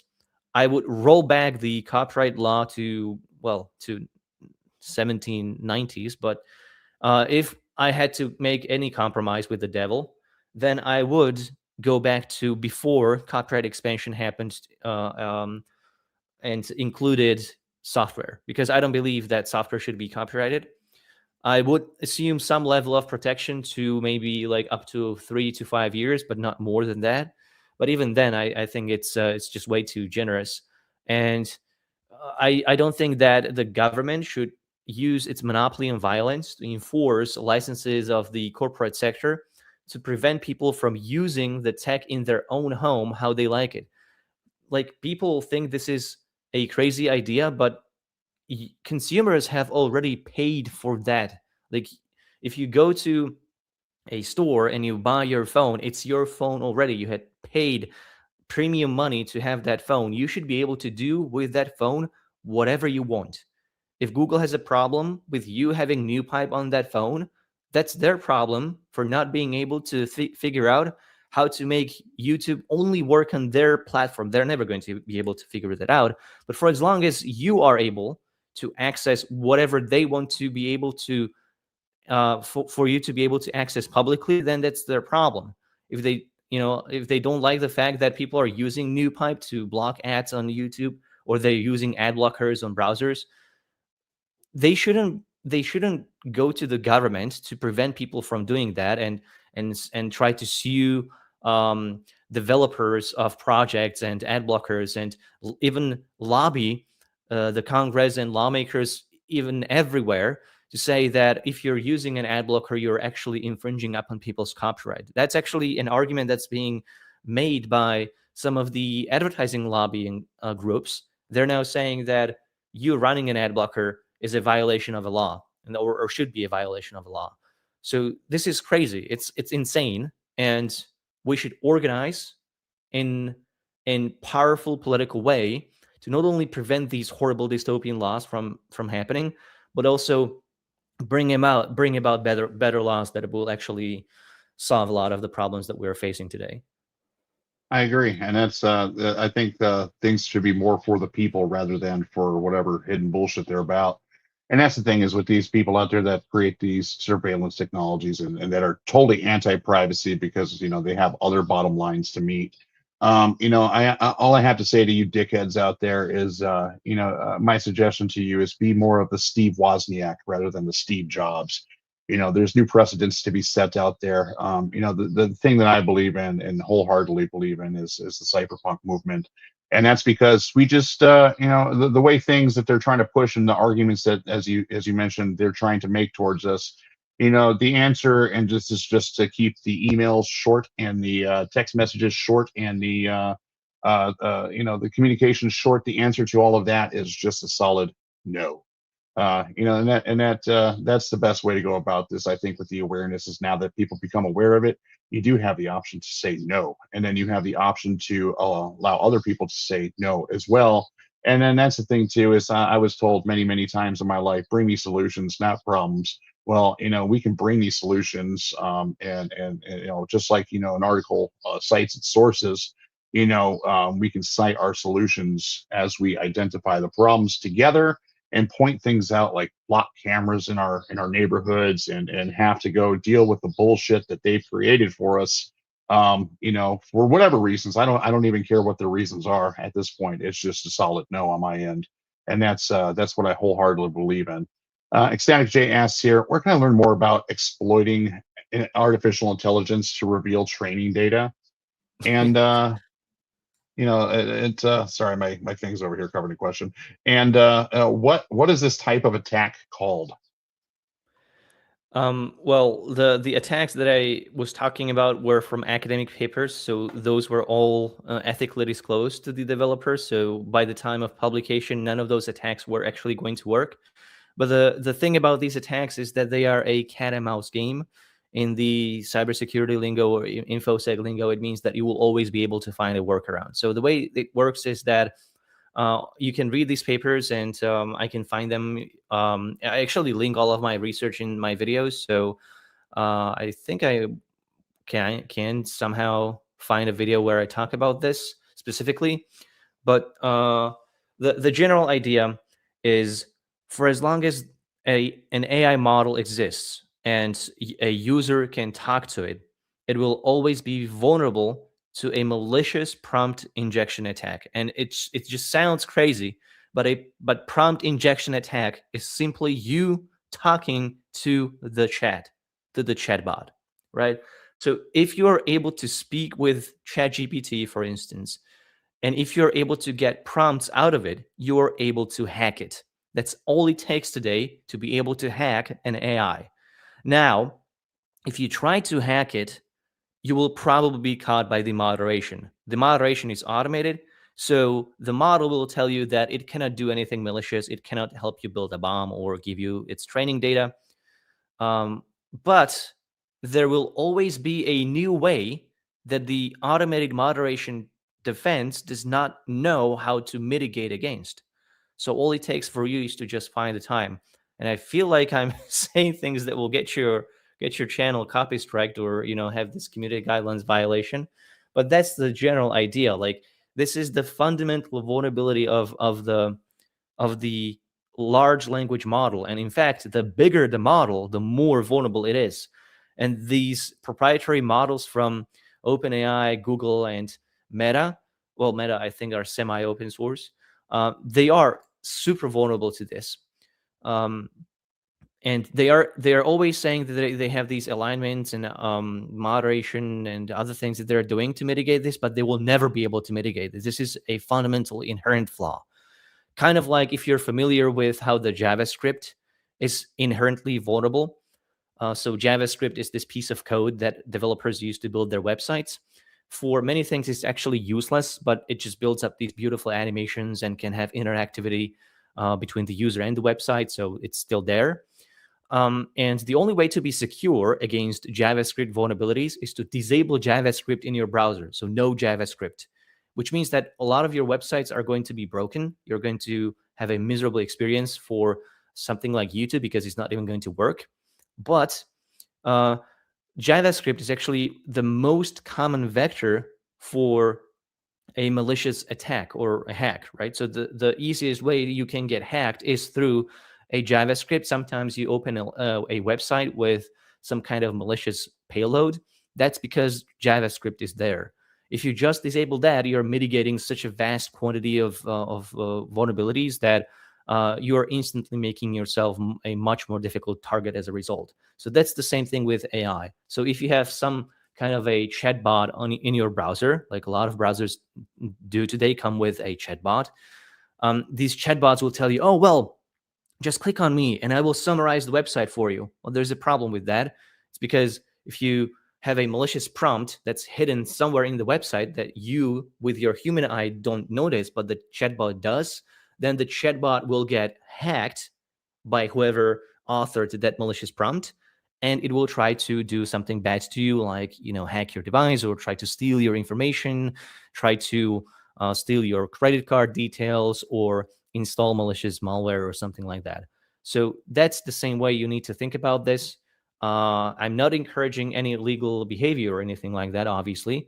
I'm just trying to point out how easy it is to break through these through the safety mechanisms of these AIs and how inherently vulnerable they are, and they always will be.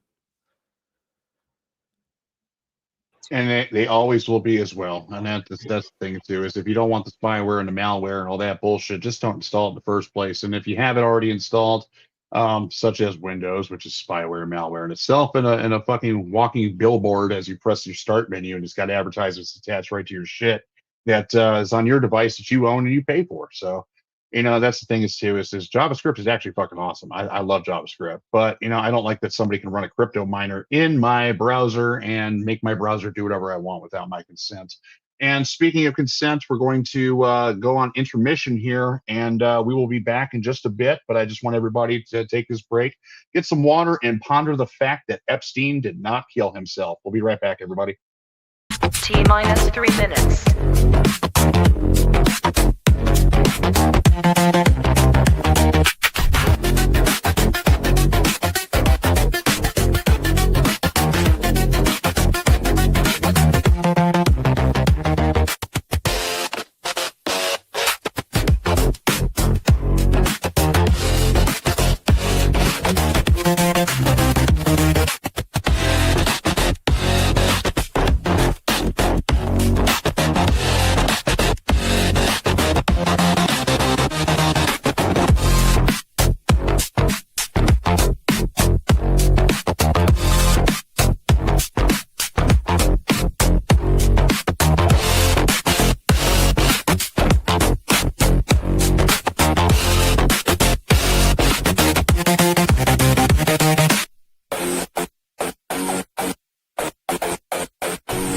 T-minus 2 minutes.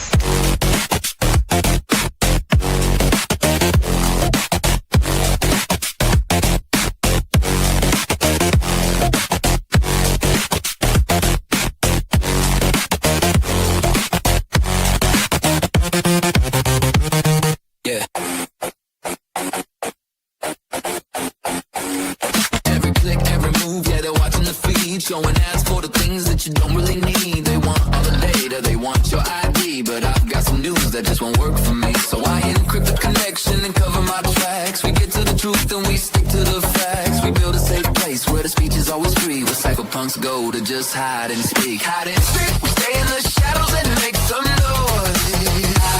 Hide and speak, digital freedom, yeah, that is our choice. Hide and speak, privacy doesn't mean not having a you wanna share is T-minus 1 minute. Look, the world world is exposed, yeah, the walls are thin. Everybody posting every place that they've been. Trading privacy for likes, that's a heavy cost. In the ocean of data, the person gets lost. So we flip the switch, yeah, we go underground. Moving through the silence without making a sound. Not hiding because you are doing something wrong. Just defending your rights before they are gone. The room is secure, so let the session start. Speak from the brain or speak from the heart. Tell us your story, we unlock the doors. We invite the guests, and yeah, the 30 floor is seconds. yours. You can keep the mask on, keep it low key. Privacy is priceless, but opinions are free. We amplify the voices that they try to call weak. Welcome to the stream, time to hide and speak. Hide and speak, we stay in the shadows and make some noise.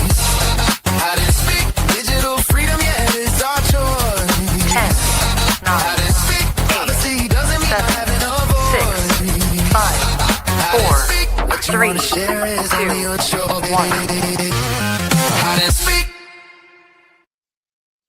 I love that countdown. It counts down from 3 to 2 to 1 and stuff. We're blasting off, going around the moon and coming back down to Earth, where we keep it real here. Welcome back, everybody. Thank you for all the love and support.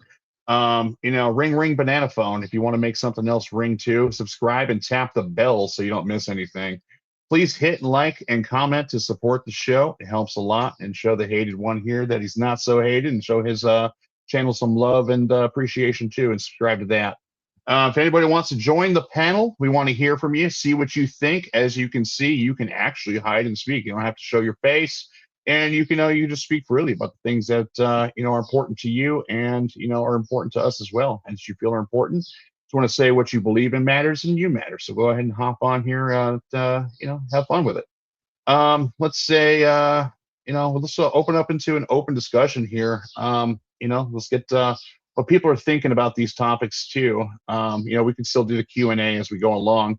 But thank you so much for being here, Mr. Miller and Mr. Nathan and lovely Susie. It's glad to have you guys around, especially when we discuss these things, because you guys are the most important in my life, and I think you all, especially you, lovely Susie, that you see how this, like the need for privacy is required in our lives and stuff, so that we can enjoy and have the everyday things that matter to us, like things like gardening and these things that we can do in our free time and in our home lives and stuff, especially as we benefit from privacy, which is that layer between us and the rest of the world. So thank you, Nathan. Thank you, Mr. Miller. And thank you, Susie, for being here.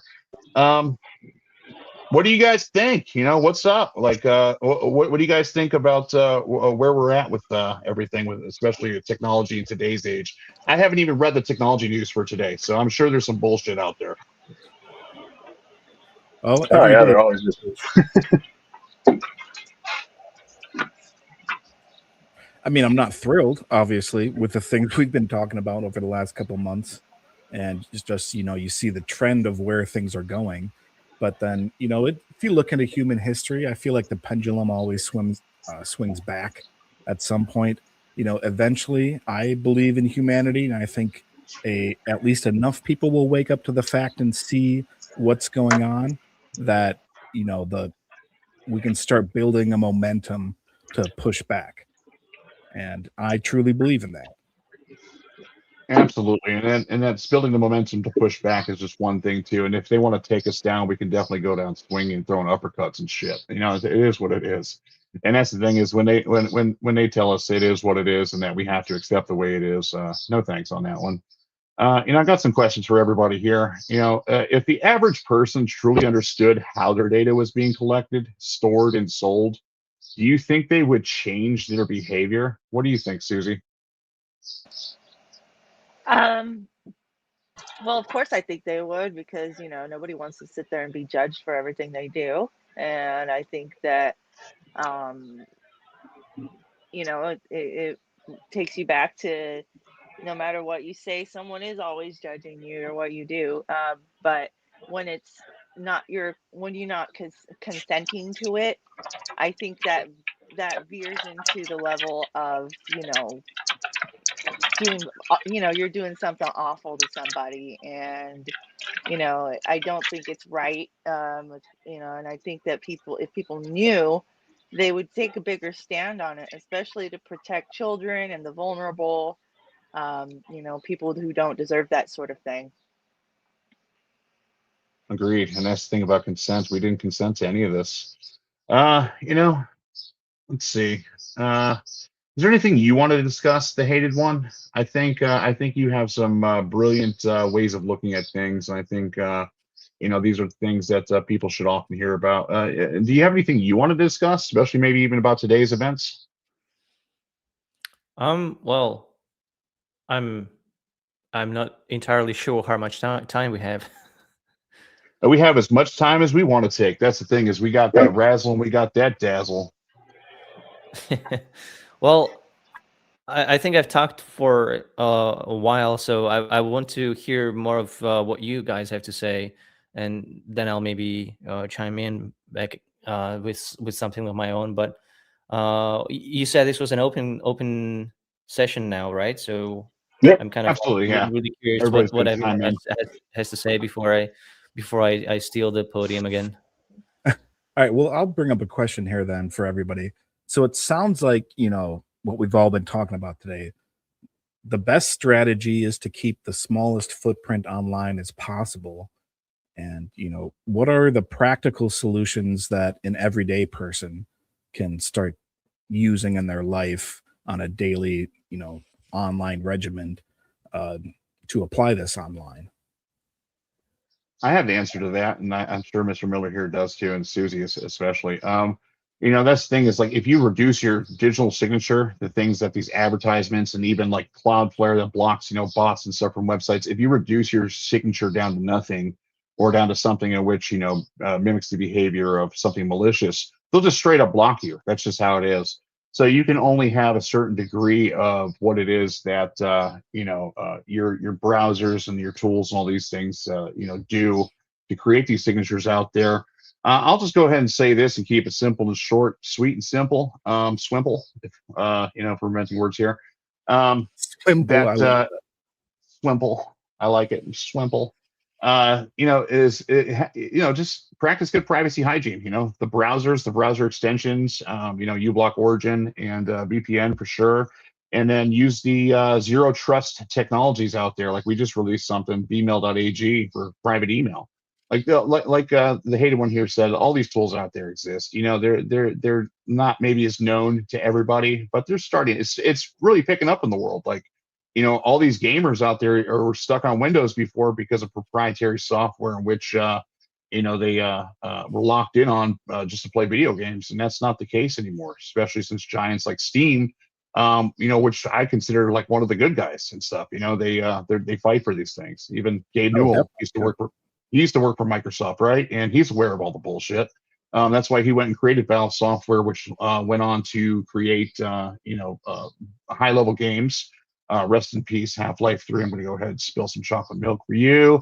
That's with this digital fingerprinting system. Just think of it like this, guys: digital fingerprint. If it's going to lead back to you, let it lead back to your middle finger, and let that be the only fingerprint that they need. Is my suggestion. What do you think, Chris? There's a lot of things you can do. Like, Ecstatic J actually just asked a good question that's very, very well related to this: is how do I effectively clean up 30 years of online history? And so that's the thing. Like, for people who've been on the internet for a long time, like, you remember the old days, like you were like, "Hey, what's up? I'm Dave Franklin. I live at 12 Main Street in Cincinnati. Nice to meet you. This is my phone number if anyone wants to chat." They were just so excited that there was a place you could go talk to random people around the internet. No one like had any vision into like where that was headed. So, you know what I mean? Like, over the years, people got smarter and smarter and realized, oh, okay, we got to stop putting all our personal information out there. And as more risk became obvious to people, so it's hard because, somebody today might be practicing perfect digital hygiene, but there might be, some forum post they made 20 years ago on some random anime forum where they published their home address because they wanted somebody to send them a sticker. You know what I mean? And that's the hard thing, is you have to really think not just about what you're doing today, but what did you do in the past? And like, that's why it's a really good idea to do things like actually Google yourself and, put your name in quotes. And also, any usernames and things that you used a lot in the past, Google those. And oftentimes it'll lead you to like obscure websites that you may have signed up on that you completely forgot that you even were there.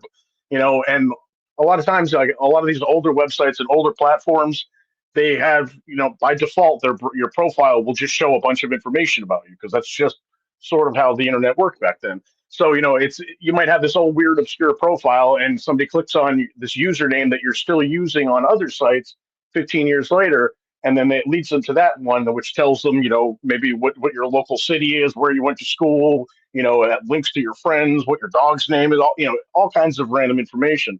So it's a really good idea to just kind of look for yourself online and see the mistakes that you made back before they weren't mistakes, before we even knew what we weren't supposed to be doing yet. And so really start there and just look for the worst information out there and work backwards from there until you get to the point where you really, really have to dig to find anything, and it's not really that personal of information. So I think that's a good thing that honestly anybody should do, because the search engine indexes are constantly changing, and like the visibility and permissions on websites are constantly changing. So like today you might search and find absolutely nothing about there and think, okay, I'm cool. And then next week, there might be all kinds of stuff that suddenly pops into the search engine that like you totally forgot about. So it's a good thing to do, just like every once in a while, just kind of look for yourself and see what's out there. Yeah, that's the best part about it, is to see like the path that's already been paved, especially since like I said, there's pioneers in the industry that live this shit, and they want other people to they create an onboard ramp to this. It just really just takes a little bit of search and looking at how these things benefit you. And not just benefit you, but keep you from being completely exploited. Like I said, a lot of this is just so that they can build behavior profiles on you, and also so they can track your devices. Just know two things here. One of the biggest fingerprints out there that they identify people with is your sound and your video, right? You have to hear things, you have to look at things on any of your devices. Well, those devices have a little chip inside of them that processes that sound and makes it so the sound works, and processes that video so that you can watch, 4K videos and things. And they give off their own unique fingerprint through something called WebGL.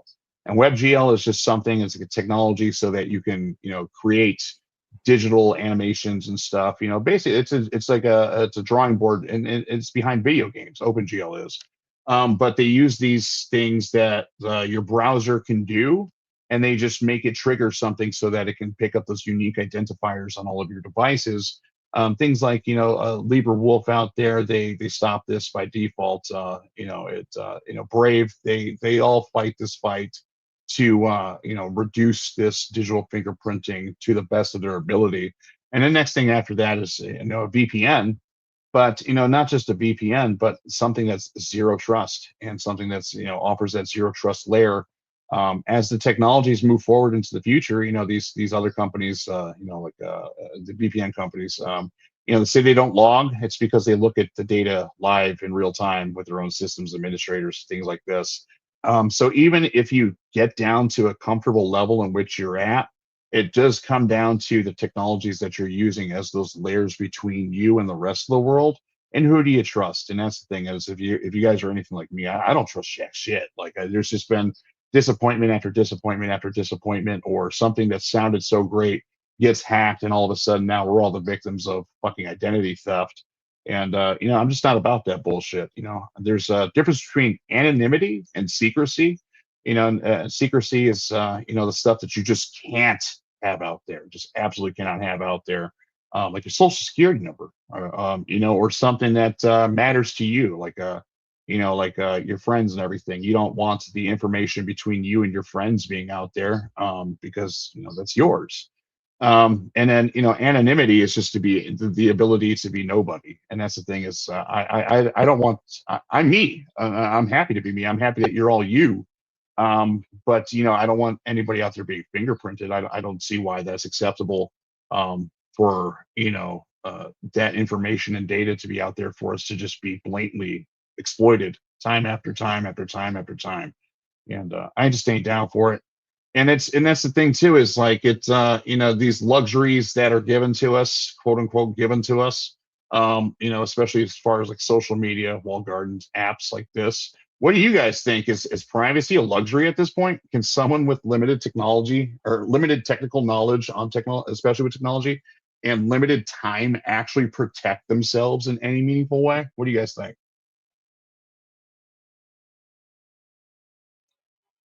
I, for one, think that privacy is not a luxury. I think it's just something that, as we sit there pondering the events and things in the world, that, it's ours. It's what's truly ours.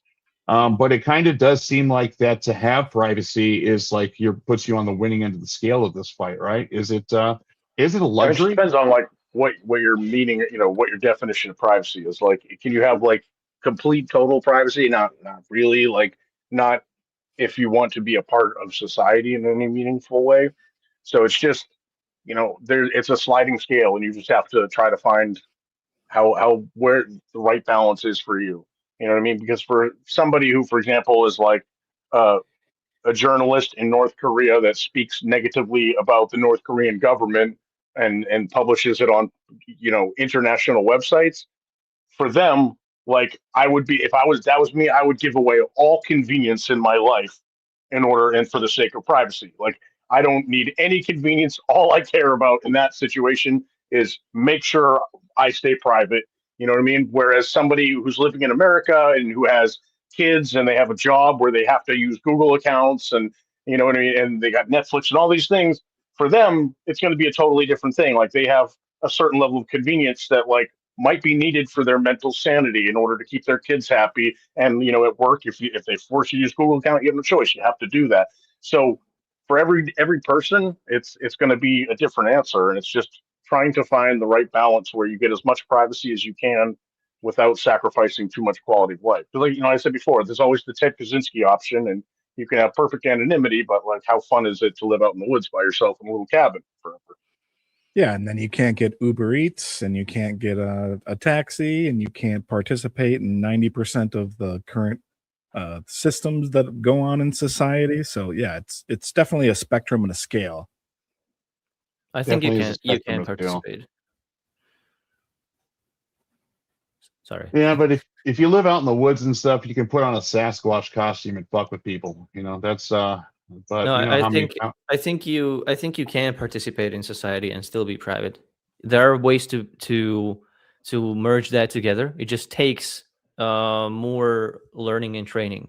For the initial question was if a non-technical person can achieve a level of privacy, and I think you don't have to be really technical to have extreme privacy. And I think extreme privacy is possible and even desirable in many cases, even for a regular person.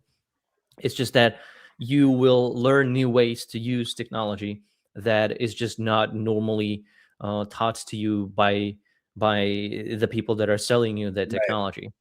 But Yeah. you can still have a phone. You can still have communications and messages and group chats, and you can still watch videos. You can still have entertainment, and you can do plenty, pretty much everything. You just find a different way to get it and a different alternative, and it's doable. You don't have to be a software engineer in order to be that private. It's mostly about understanding really the threat modeling aspect of it, really what you're fighting against, and what you can do about it, and being comfortable with making decisions when you are not going to be able to mitigate a privacy threat. Then you will have to just avoid it at costs that you have to decide. But I think it's just doable. I have developed an approach that that is pretty, I think, normal, because you just have to roll the clock back like 25 years, which is not that long, although it sounds like long, but it's not. And you do that and you realize that most people are still paying cash in stores. Most people don't even have a concept of a smartphone. Most people do have mobile phones already, but it was still common to find people without a phone on their person.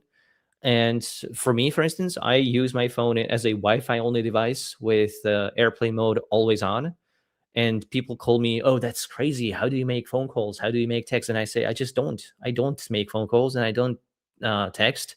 I use Signal for everything. And then they say, "Oh, how do you use internet? You didn't connect to the internet." Well, I do, because there's Wi-Fi. There's public Wi-Fi, and I'm okay with being disconnected when I'm not on the internet. when I just cannot access the internet, I'm okay with not having 24/7 access, because that used to be the human experience for millions of years, or ape experience, and we were fine. We need much less of modern conveniences than we realize.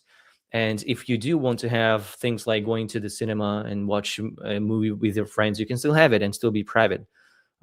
If you want to make purchases that are anonymous, you can do that, but you just pay in cash. In many instances, you don't even have to say your name. When they ask for your name, you don't have to tell them your name unless it's the government, right? So there are ways to just really be secure and private and participate in society. Private, secure, and participate in society, and that is the cypherpunk movement in a nutshell. That is something that, as we use encrypted technologies, I think we ask these questions. There's a question asked about what's what's the best free encrypted messenger out there. I'll just go ahead and say it's Signal. But go ahead and have a gander at this article. The FBI just was able to get people's Signal messages because iPhones keep a log of all of the notifications that the phone gets. So every notification that somebody received, they were able to see the messages because those notifications were saved to the phone, which ultimately goes to fucking iCloud, all that.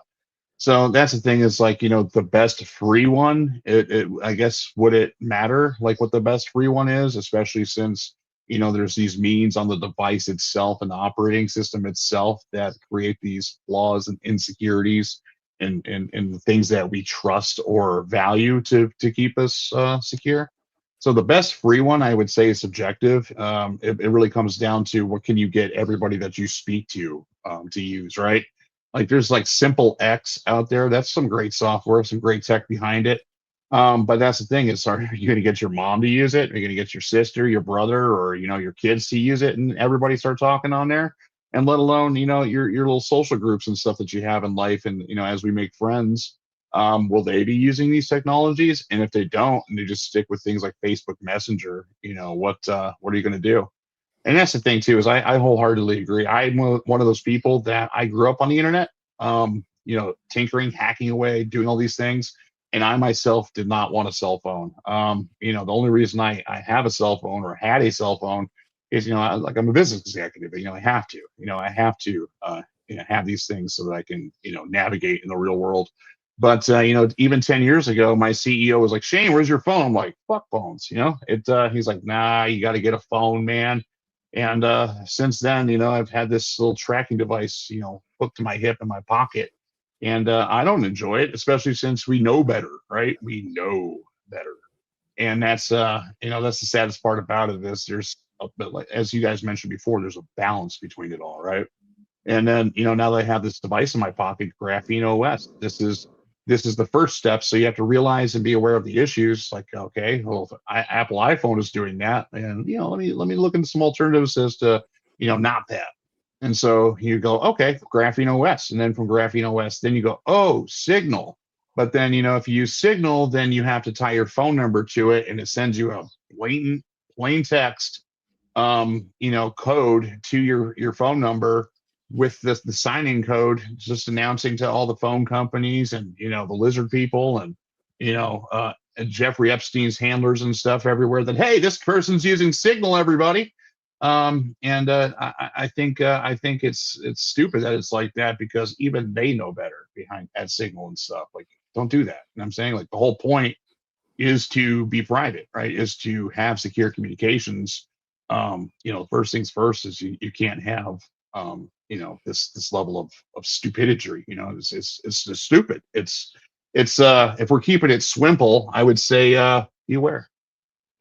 The story about the FBI accessing the Apple notifications, it was just for the incoming messages, so that's a pretty big caveat, because the suspect that the FBI was going after actually deleted Signal off their phone, which would delete all the messages, and it did. It just there was this log of the incoming notifications.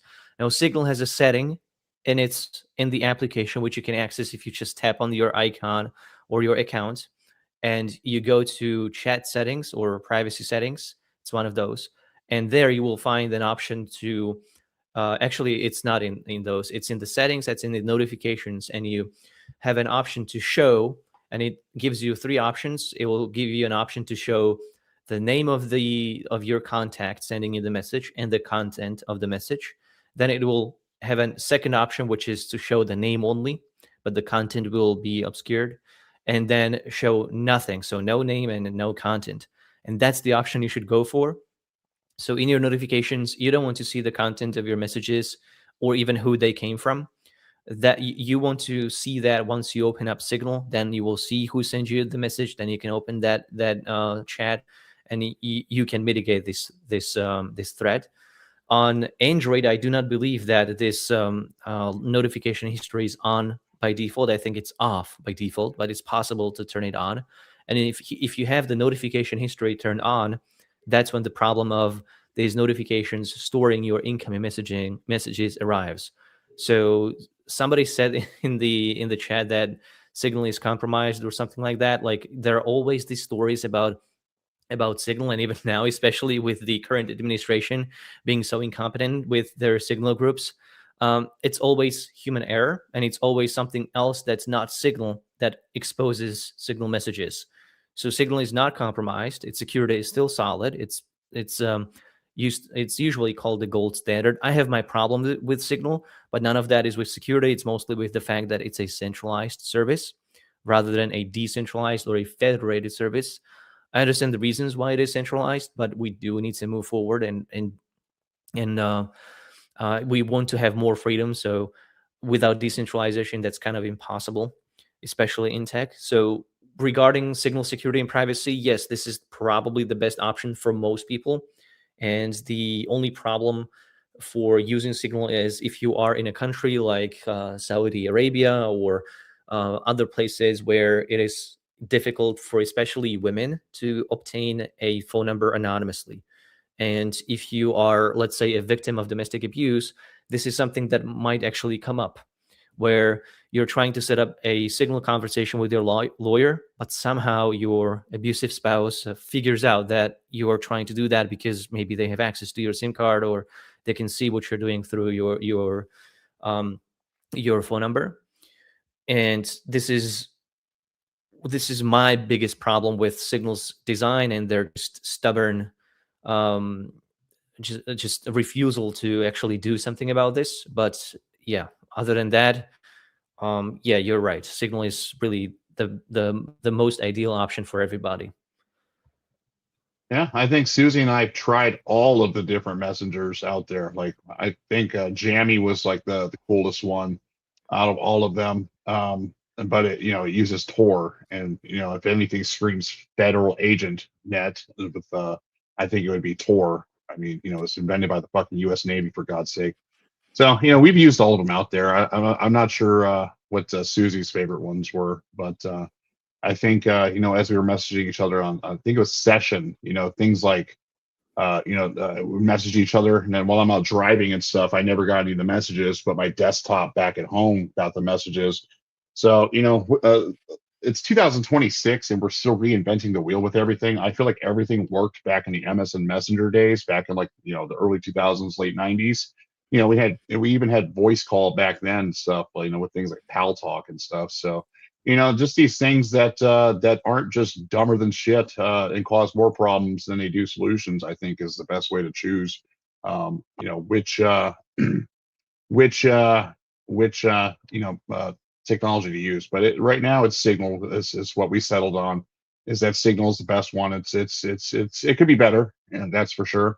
It's things like Telegram have the best UI and community experience out there, but I'm wholeheartedly like on the bandwagon that it's probably owned by Russia, and the last people I want with my fucking information is Russia and China and shit, let alone a corporation and stuff that is not just untrustable, but it's unknown whether I can trust these people. The whole trust me bro aspect to it is no thanks.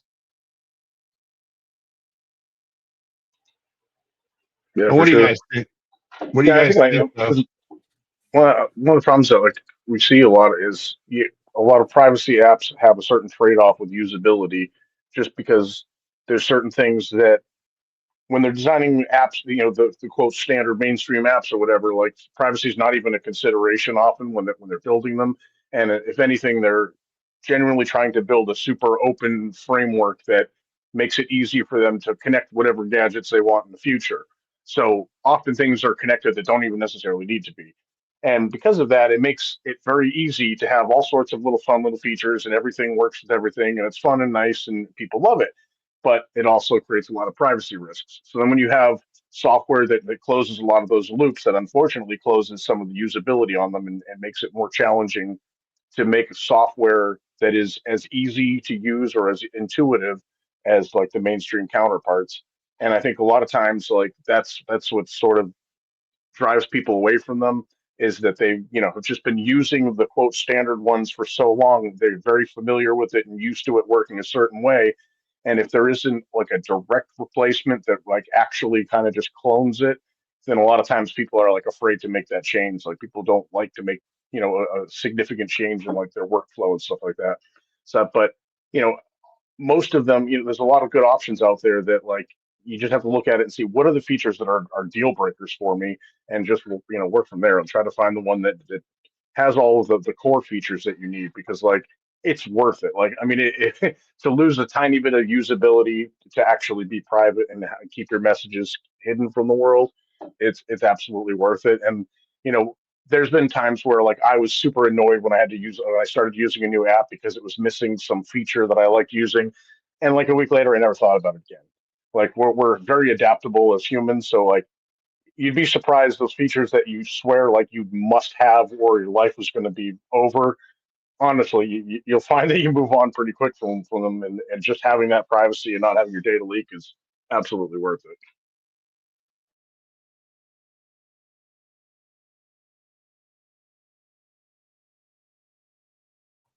Agreed. Sorry, I had to deal with the dogs real quick.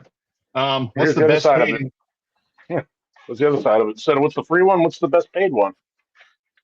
Yeah, Three months. I'll go ahead and just say no. Why would you want to pay for encrypted messenger, especially in 2026? And if you're paying for it, like they can see that you paid for it. So Not yeah, that's the necessarily. yeah. I mean, if you use crypto and stuff, there's means to go about that stuff, but widely adopted and stuff. If you're going to pay for it, are you going to get other people to pay for it? It's the networking effect is a problem, yeah, for sure. But there are ways to get it done. Like the best paid encrypted messenger is definitely Threema. I mean, it's well, right now there's some issues that I have with it with regards to ownership and funding. It has some VC funding, and I have a problem with that. But other than that, it is a pretty solid alternative to Signal. And the benefit is that it actually does not rely on any Google Play services notifications or anything like that. It is um, available like completely without any kind of like this OS integration that's both on Apple and iOS. And it's a more anonymous account creation because it does not even necessarily require a phone number, and you can pay for that in cash. So that's pretty good.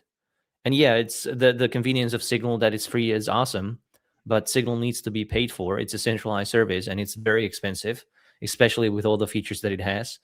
And it's um, it's not necessarily certain that Signal will always be able to pay for its operation. Yeah, And indeed. WhatsApp is owned by Meta, so enough said. Yeah, yeah, enough said. Yeah, enough said with that one.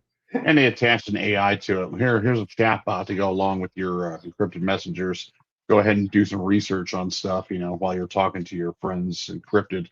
And the metadata, and that's the thing, is like things like Matrix out there, which is a good alternative to things. They don't even encrypt the room names, things like this. They don't encrypt emoji reactions to things. So they're able to pull out a bunch of data on you. And that's the thing, especially with the notifications getting accessed by the FBI. And they can only see the messages that you received, but just run all of those messages into some form of AI and be like, hey AI, what do you think the person's response to these things were? and they can get a better perspective on things. And that's the thing too, is like, if they're looking for incriminating things, it's like, yes, I'll buy that super big bag of drugs at 12 o'clock at this date on this location, that type of shit, right? Stuff that puts you in a likely scenario. They don't have to prove that you did something. They just need to have a jury, believe that type of stuff. So, these are things that are on my mind with stuff. I'm not saying it's actually like that, but I'm saying, with these situations and the way these things can use, you can get a lot of data based on other data, and I think that's where, like, especially the AIs come into play with a lot of this stuff, is that you can interpolate things from extrapolating things, and it's just I would say the awareness level of everything is where we got to keep it at. See, Striker here asks, is OLV ID a good alternative? Was Olvid? I'm not familiar with this. Is it a good alternative to Threema, according to you? I'm not familiar with that. Yeah, I've never heard of it. I've never heard of it. Yeah. So I would And go ahead you want to and be say research. I'll just say that you want to be very careful about these random messengers popping up, because some of them are literally honeypots set up by law enforcement to investigate like drug rings and stuff like that. So definitely only go for the ones that have already established their name in the community. Yeah, and you also see apps popping up left and right that were vibe coded by people who don't actually understand how they work, and then it's revealed later that they're just completely full of vulnerabilities. So you definitely got to be Yeah. careful about jumping into something that you don't really know who's behind it. That's also true. Yeah. You only want to trust apps that have really proven themselves to be really serious and have like good security standing, have been reviewed, audited, and have like good community standing too. Good community standing is important. That's I think one of the biggest aspects to all of it is, you gotta stand right with the community. Or else, they're just going to do what the open source approach to everything is that when you piss people off enough, they're just going to fork the project and go make their own iteration and variation of it. And these are the things that, kind of hold back the fight for what it is that we all believe in, which is, the mission of privacy and the ability to speak freely, but also without hindrance, that is the biggest part of it. I got something for the hated one here. Like a lot of like the decentralized apps and services and stuff like that still rely on centralized infrastructure like AWS and Cloudflare. Like, is it a truly sovereign internet even possible with like so much of the physical web is owned by like a small handful of companies? Yeah, I've talked about the physical web, and it's a problem. The way we get out of that, like the actual wires and cables and even stuff like content delivery networks, we can only get there, I think, with time, if ever. And I've suggested this kind of like solution with the Internet of Things devices. Like you have like dual purpose devices where your fridge could like be this smart idiotic device connected to the internet for stupid reasons, but when the Wi-Fi is there, you can also use it for this kind of like mesh networking thing, kind of like what Briar is doing. So Briar has this communication over regular internet, and it happens over a Tor, so it's anonymized through the Onion servers, and that does not necessarily need any centralized tech. But even if the government shut down the internet for the whole country, you can still have communications over Briar, because it works also over Wi-Fi and over Bluetooth. So if you have apps, I'm sorry? I thought that's really cool. It is, yeah. And it's a project that you will not find that many people on, but if you needed to organize a protest like in Hong Kong in the 2020s, then well, that's actually now, it's 2026. I think the Hong Kong protests were through 2019 and 2021. So the way these people could have communicated together was through something like Briar, that even if the Chinese government decided to shut down the internet for the whole community or whole city, they would still be able to pass messages along. And if you just set up like some major points where you can just beam that throughout the country or across the continent somehow with your own satellite, that could be something that could be community driven or run. That could also be something that can be done. So that I think will take a long time. And yes, it is a problem because even if we have all this decentralized tech, we're still asking for the physical for the permission from the owners of the physical infrastructure. And maybe another way to get through that problem is a complete collective ownership of the physical infrastructure. But that is also equally difficult to convince people to implement. For sure. Yeah, no, it's absolutely like it's like you say, it's something that like everybody sort of has to be all in on. Like we kind of have to get worldwide cooperation to really move away from that system. Well, it can definitely start small. It can start from a local community. And actually, a lot of the things that the protesters during the Hong Kong protests have done, that actually was pretty good. They have figured out a way to organize, even when they needed like complete anonymity for every single protester. They found a way to create this unique this anonymous profile that everybody adopted. They were using these anti-surveillance tech tools like laser pointers and umbrellas. And also other things to like surveil police, so they would be able to figure out where there was a large police presence, so they would be able to avoid them. Unfortunately, again, there's this problem that you highlighted with the centralization of tech, is that you are asking for permission from these centralized overlords. So Apple started to actually take down these apps from their app store that were allowing Hong Kong protesters to organize, and especially those apps that were notifying people of a presence of police officers. And another thing that Apple has done is that I'm not on the Apple ecosystem, so pardon me for using the wrong lingo. So if you do know this, please throw in those right words. But there is this feature, it's AirDrop or something like that. The feature is basically like you're able to pass messages or images between Apple devices, and it's pretty secure. It's actually quite anonymous, and it doesn't require the internet too. It can work just over a wireless network. And it used to be the case that you had this option to just send an image to all nearby Apple devices, which in case of a protest can be really great because you can just anonymously share these images in a way where you can just create this sort of a social network almost. And it was really great at getting evidence of police brutality and stuff like that out there, even if there was a nationwide crackdown on the internet. But then Apple literally issued an update to iPhones and changed how the AirDrop feature would work.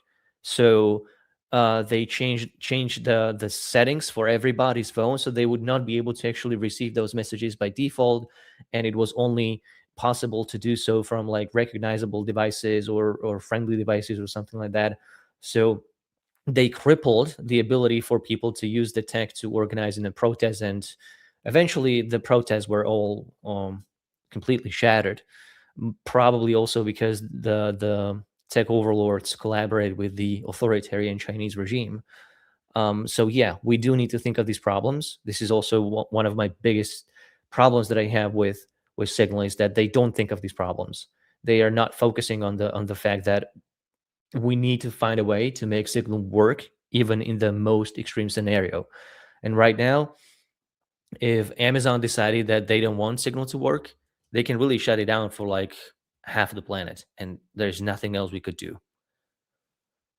There is nothing that we can do, and especially with centralized bullshit like AWS, like where US East goes down, and then all of a sudden nobody's apps work, nobody's email works. When Microsoft Azure goes down, and the Microsoft Office products are not working, and how much critical stuff is reliant on all of these things. And that's the thing is, I think that was asked in the movie The Matrix, like, what is control? And it's like, well, we have the power to shut it down if we need to. And that is a lot of power and responsibility that these people have and everything, especially with the very one things that connect all of us that are in our daily lives. And some, for a lot of people out there, their phone is their life, it's their livelihood. It's these things are our livelihoods, in which we need in our everyday lives. I like this comic here. We invented this magazine, this amazing decentralized technology for the good of the world. Tim Berners-Lee, Robert Kahn, Vincent Cerf. I'm not a big fan lately of Tim Berners-Lee, but what if it all runs through networks run by a handful of companies? And why doesn't the internet work? Why won't my video load? And it's so true. You know what I'm saying? It is very much so true. That's it is like that. Especially with the fundamentals of how the internet works and stuff back in the day. We used to be gamers, and so we had to keep an eye on why our latency was like higher than normal, which meant paying attention to like the internet backbone and tracing to where the issues might be. So honestly, I was just thinking of the answer to your question there, Ecstatic J. Ecstatic J here asks, what are some of the most heinous ways that our privacy rights are being abused by local as well as federal law enforcement? I think the answers are abundant and clear as day, but what do you guys think? I think it's the warrantless mass surveillance, not mass, but just warrantless surveillance. So there are countless of examples from local police and federal police literally just abusing their own privacy guidelines as well as the law and the Constitution, and they're literally searching through the National Security Agency's databases, which on their own are quite illegal and unconstitutional, to just spy on regular people. They decide that, well, they have a reasonable suspicion or they think they can do this, and they completely got rid of this whole concept of a warrant. They think that they literally even fighting against that whole idea. They're making this argument that, well, all these pesky warrants, they're making our investigations bad. Harder, because it's difficult to obtain that information. But the problem is the information is still there. You just have to go to a judge and go through the proper procedure to get the warrant before you can get the data. But they don't want to do that anymore. They want to make the argument that, oh, we can't wait that long. We can't afford that because we have to fight. Well, at first it was we have to fight the terrorists. Then it was just drug cartels, it was pedophiles, and it was just that now it's any regular crime can be investigated with this warrantless surveillance. So that this is the biggest issue that we are facing right now. Another YouTube channel, Naomi Brockwell, she's actually focusing a lot on that today, and she's actually even trying to get this into a political debate, and she wants some of the bills.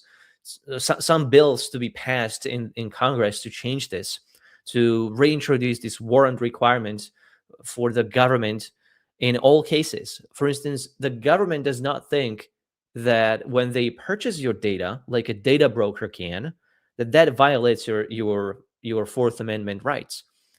But it absolutely does, because they are just twisting the word of what a search is. Because when the government just purchases your personal information, it is still searching your information. It is still your information. Then they're also abusing this thing called the third party doctrine, which means that, oh, well, as long as you're using any third party service for your communication, you're forfeiting your right to have any reasonable expectation of privacy. So if you use Google for your emails, you should not expect any constitutional protection of your privacy. We can just go to Google and ask them for your information without a warrant, and they absolutely do just that. So they have attacked the idea of a warrant, something that the United States has been founded on. Like, this is one of the principal ideas of what started the revolution, and it's just being laughed at. It's being teabagged on, and I feel like yes, there are some people that actually do care about this. Like, there are even people in the Congress that do care, like Senator Ron Wyden, for instance.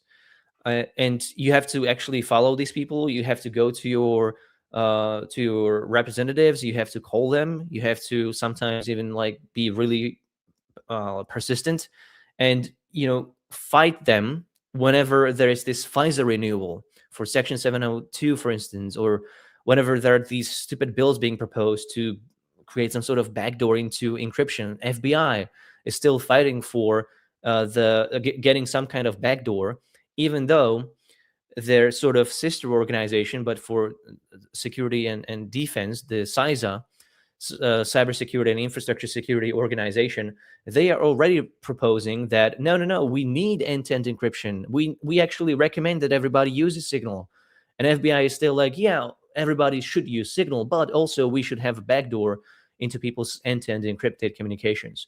So absolutely shitting on the idea of warrants, shitting on the idea of people having reasonable expectation of privacy. This is the most vicious attack, I think, on our rights by your friendly neighborhood law enforcement. It's like a bunch of clowns walking around slapping us with a fucking hot dog or a piece of bread or something. It's absolutely just maniacally stupid. Yeah, and a shift too in the government policy where they've gone from deductive reasoning to reductive reasoning, where it used to be you were innocent until proven guilty. Now it's okay, we need to find a patsy, or we need to find somebody to blame this on or make you a criminal. So we will hold all of this information from your entire life against you for forever, right? And that's not liberty or justice. That's, you're guilty until proven innocent, which is crazy.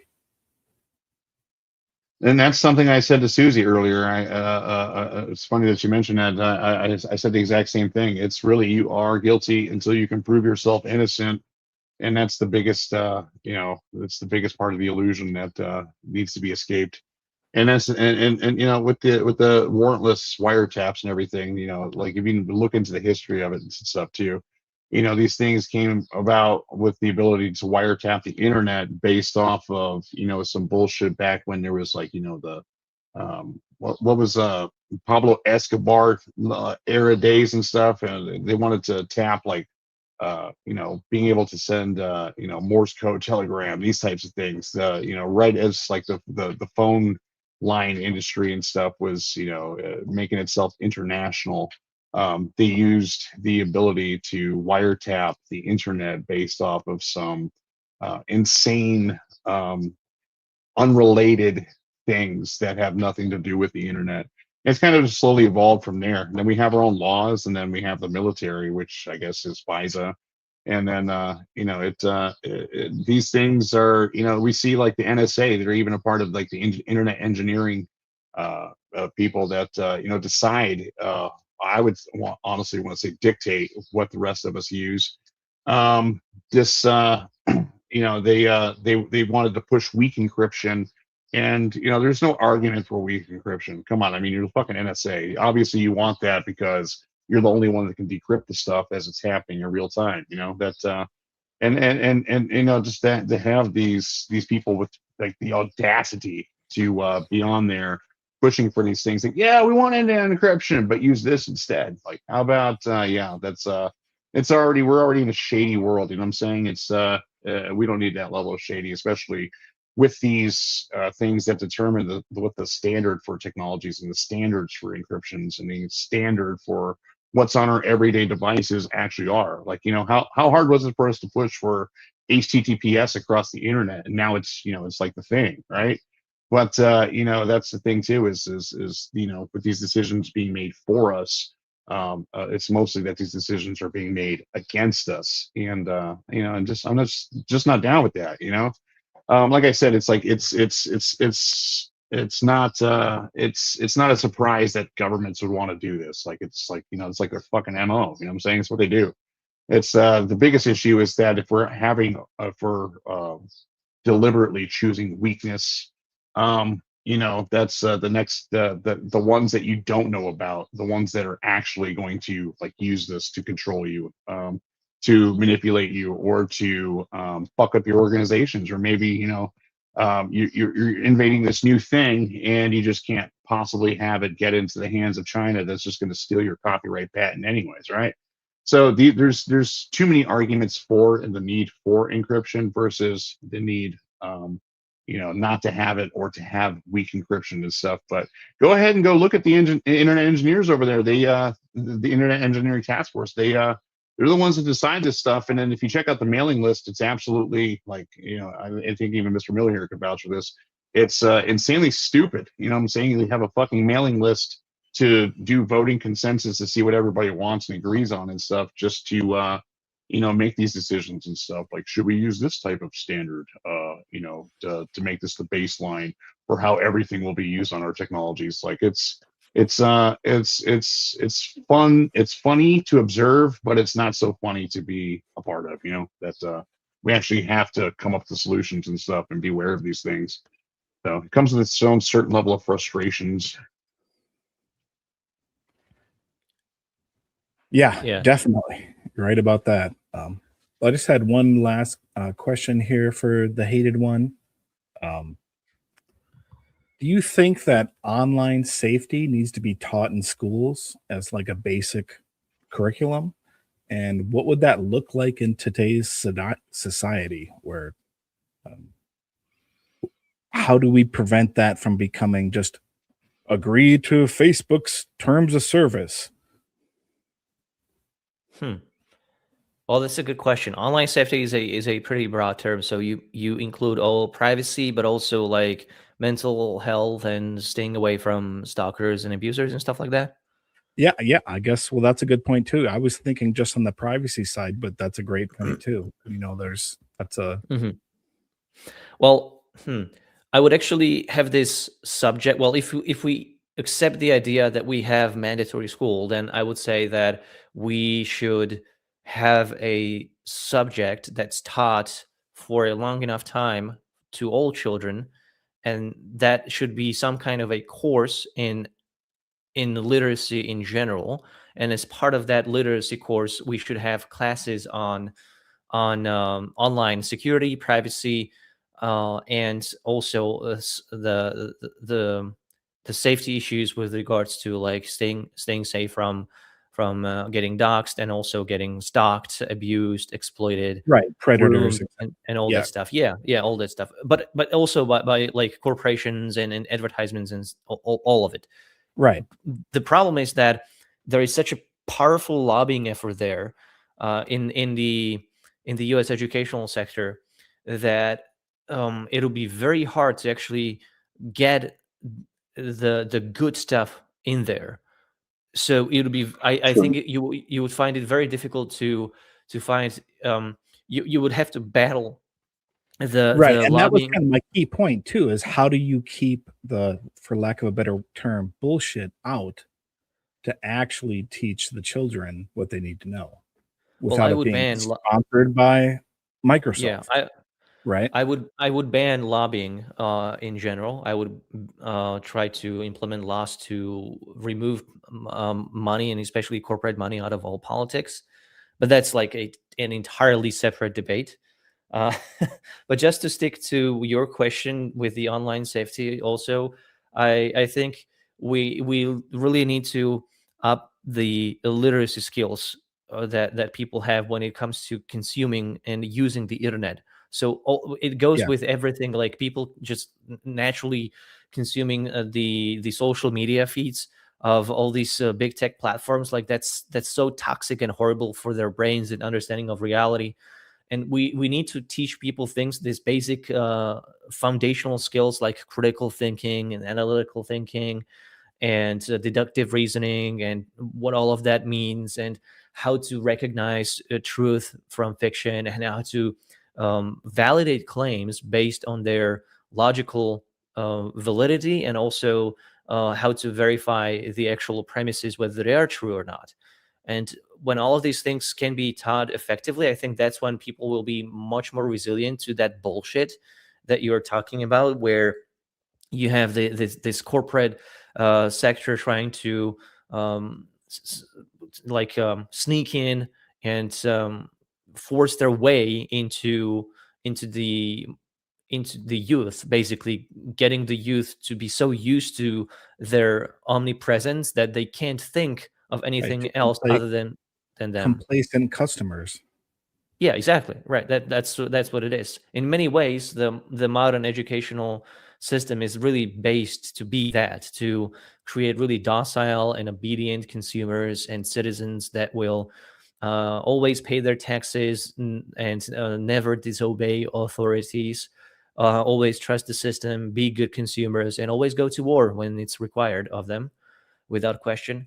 So these things are systemic problems that need to be addressed from the systemic level. But if I was to go for the most immediate solutions, I would try to introduce some literacy course that spans over like several years, all the way up to like the high school graduation, where you have when you have an 18-year-old, you have an ambitious, confident young adult that can truly recognize information and can think critically of it, so they don't fall to the to the bullshit that's thrown their way from all sides of the internet, and especially the big tech internet. And I think those people will be much more likely to find alternatives and go for open source solutions, because they would see the benefit of that decentralization there. They would see that it's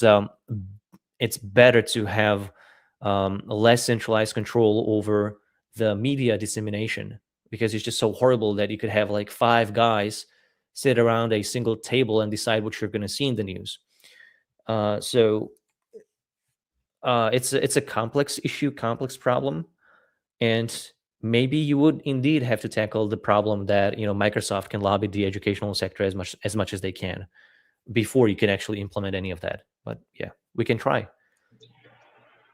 Sure. And one of the challenges too, like there's a lot of challenges. Like one, I think the average teacher in elementary school is barely literate as far as like internet privacy or internet's online safety and things like that.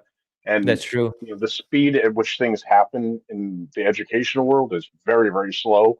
So I mean, but technology is moving extremely fast. So I think like when I was in high school, what they taught me then would be completely irrelevant now. There's none of it would make any sense now as far as the online world today because of how fast like the internet progresses and stuff.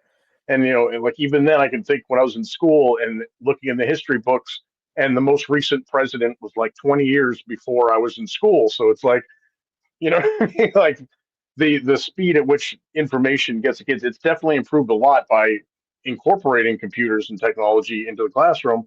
But like Ecstatic was saying in the comments, they literally hand the kids a surveillance device to work on. So they're not interested in teaching them about protecting their privacy, And it's a good point. Like every one of those laptops you give to the kids, like they can see every single thing the kid does, any email they send through the school email, every message they send, So yeah, I mean, like they're using surveillance against our kids, so I don't think they're really have the motivation to try to teach our kids to look out for surveillance, or the kids are going to be like, "Hey, why are you doing this?"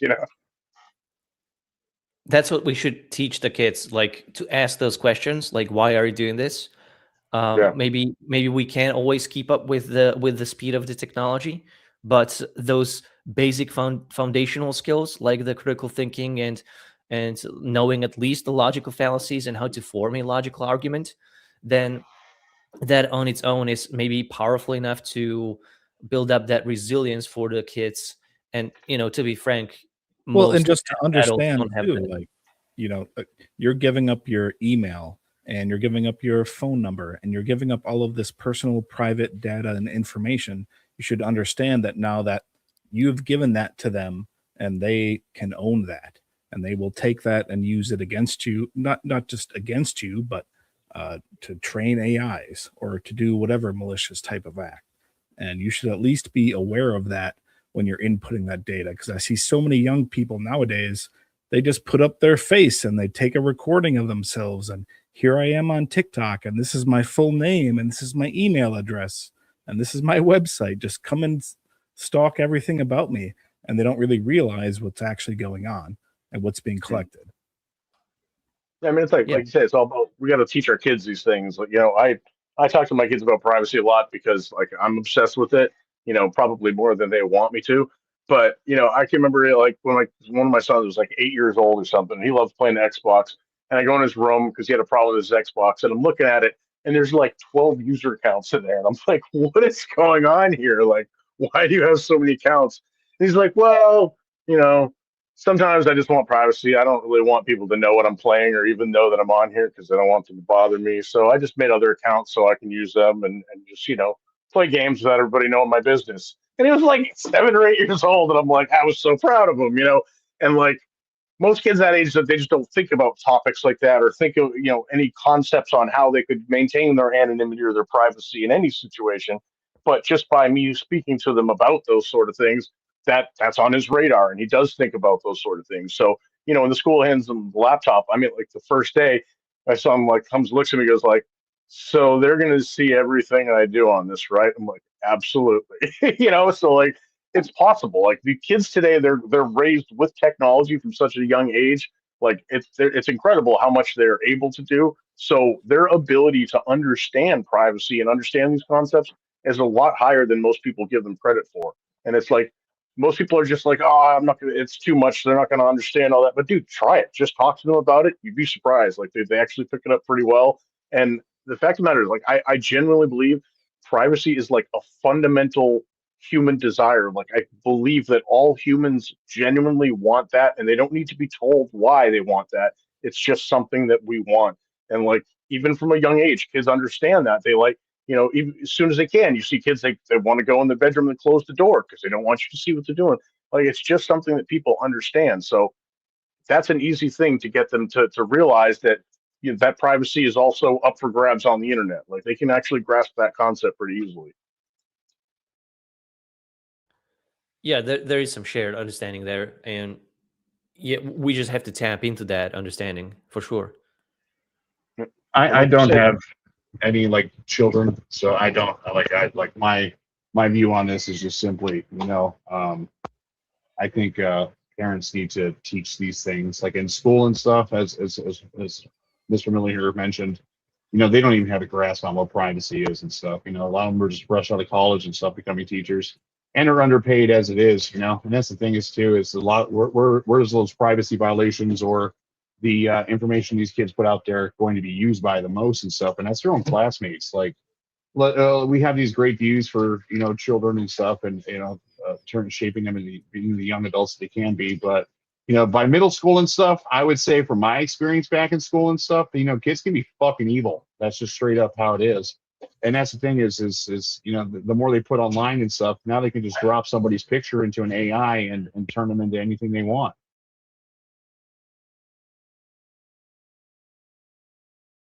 It's the problem with the teachers not understanding the technology themselves. That's also something that needs to be somehow addressed. To be fair, like we are focusing a lot on kids, but even the adults are quite disappointing in their understanding of the tech and also with the literacy stuff. So something needs to really change, and it needs to change really fast, because I feel like we are kind of like running out of time in certain ways, because like if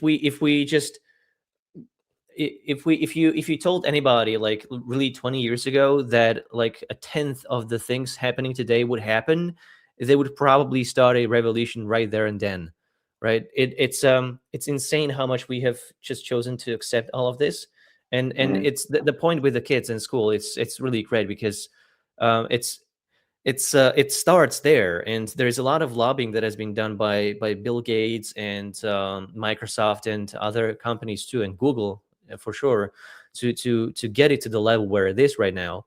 And I think they're really doing this because they just want to have these indoctrinated consumers. That's really the bottom line for them.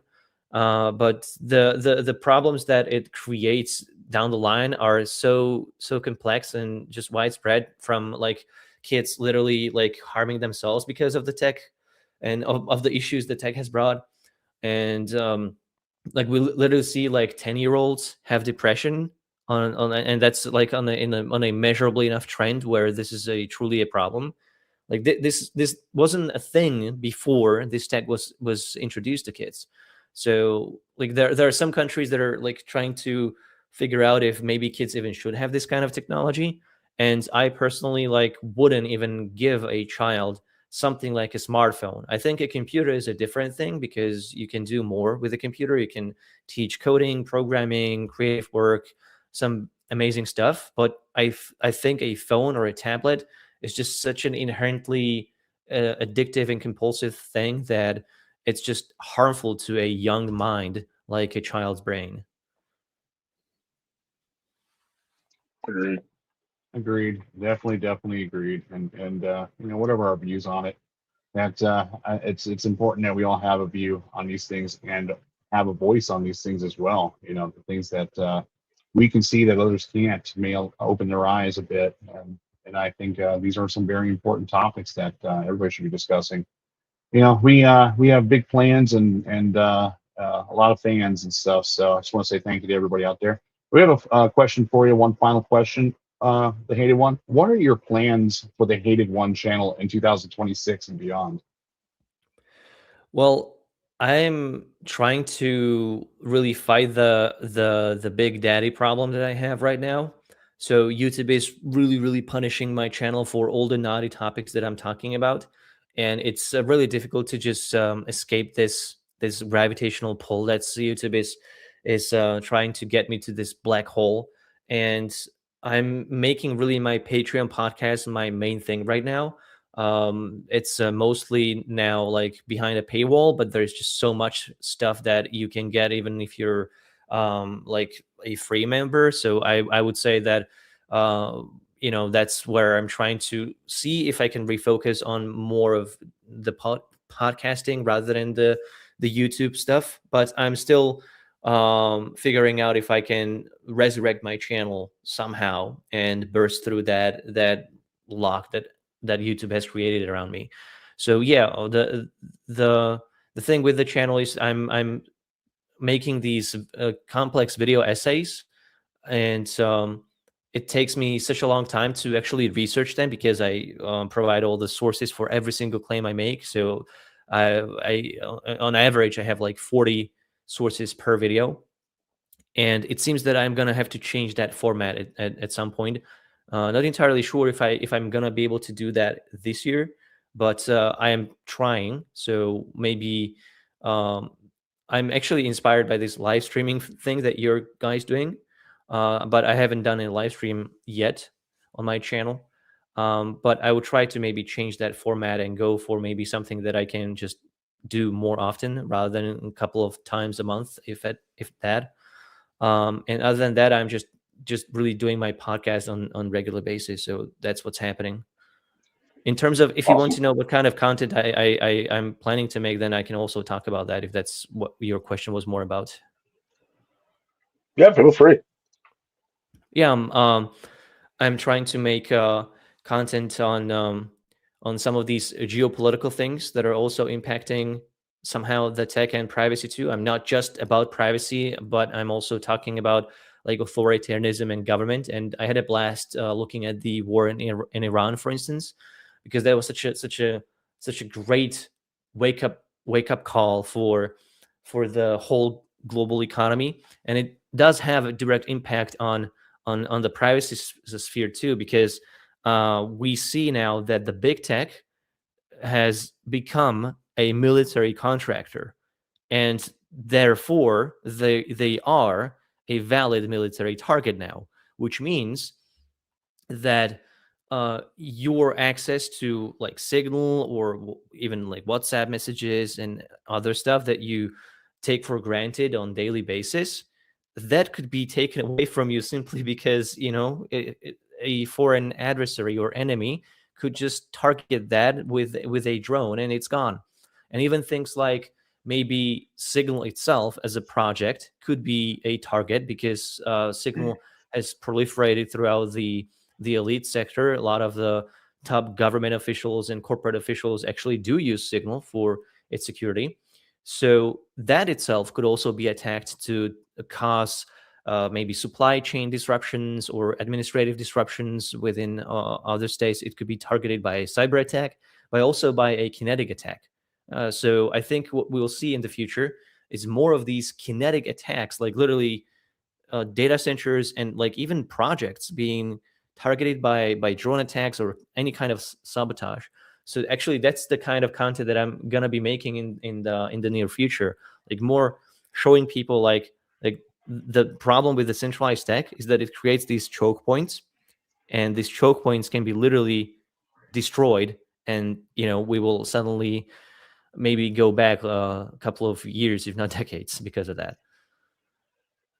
Oh, that's a really interesting topic. I'm definitely going to be checking that out for sure.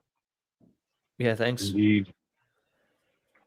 I even saw last week like Iran was making threats about data center. Like, remember they made some like propaganda video talking about how they're going to target all the big tech companies and even like named a bunch of They stuff. did. They bombed an Oracle data Wild. center in Dubai. Oh, They did bomb, wild. yeah, and Amazon too. Oh, yeah, Amazon too. I think I missed that one. Well, that's so wild to think about that. Tech companies are now going to war. Yeah, it. I mean, you makes play with sense. fire, I guess. Well, they're Yeah, helping the U.S. and Israel military to bomb Iran, so Exactly. they are a You play valid. with fire, you're going to get burned, and like that's you can't be involved in helping attack and not expect to get attacked back. But it's just a wild thing. Like it's not something really I would have thought about like 10 years ago to think that like big tech companies might be under attack by other countries. So, but yeah, here we are. Well, they're all military contractors, and that's another thing that I want to really highlight here with the AI problem and the privacy problem, is that all the data that we have been so willingly giving to them, because all their services are quote unquote free, like they're using that data to build AI models that on one hand they are selling to us, for commercial uses and consumer purposes, but the very same tools are also used for military purposes. Like the very same AI is also used to like target people in the Middle East, and that is coming back home. Like all of that military deployment and all of those novel applications that haven't been tried before, the foreign intervention, that's just a testing ground. That's coming back in the form of military police using that AI and those drones to target citizens back home. So For sure. yeah, this is going to be some crazy time. Crazy times indeed, and all we can do is sit back and observe, but that doesn't keep us from talking shit and saying what we want to say about it. That's the thing, is like I don't fully agree with blowing up little kids in schools. So the whole thing is, I'll just say, not my business. That's the thing, is this is humanity in a nutshell. But one thing's for sure is that we need these layers between us and the rest of the world, and I would say, like, let that first layer start with awareness and knowledge. Open your eyes to what's going on, and I think not telling you guys out there, but I think the general gist of things is people need to open their eyes and see what's actually going on and what's actually happening and stuff. Larry Ellison is the one person that's like, hey, maybe AI will keep us all in line and shit, and then his data center catches a fucking bomb landing on its roof. So that's it's there's no shortage in irony there. If there could be any more irony and stuff, you'd be able to put your shirts down and iron them with it. So that's the sad part about it, is that there's a more to all of this, and a lot of it is just out of our control. So we have to focus on what is in our control. So I just want to go ahead and say thank you, everybody. I want to say thank you, Mr. Miller. Thank you, Nathan. Thank you, Susie. And thank you, the Hated One. Thank you. Everyone, make sure to check out the Hated One on YouTube and X. The links are in the description. Thank you, everybody who's participated in the chat with us today, asked questions and stuff.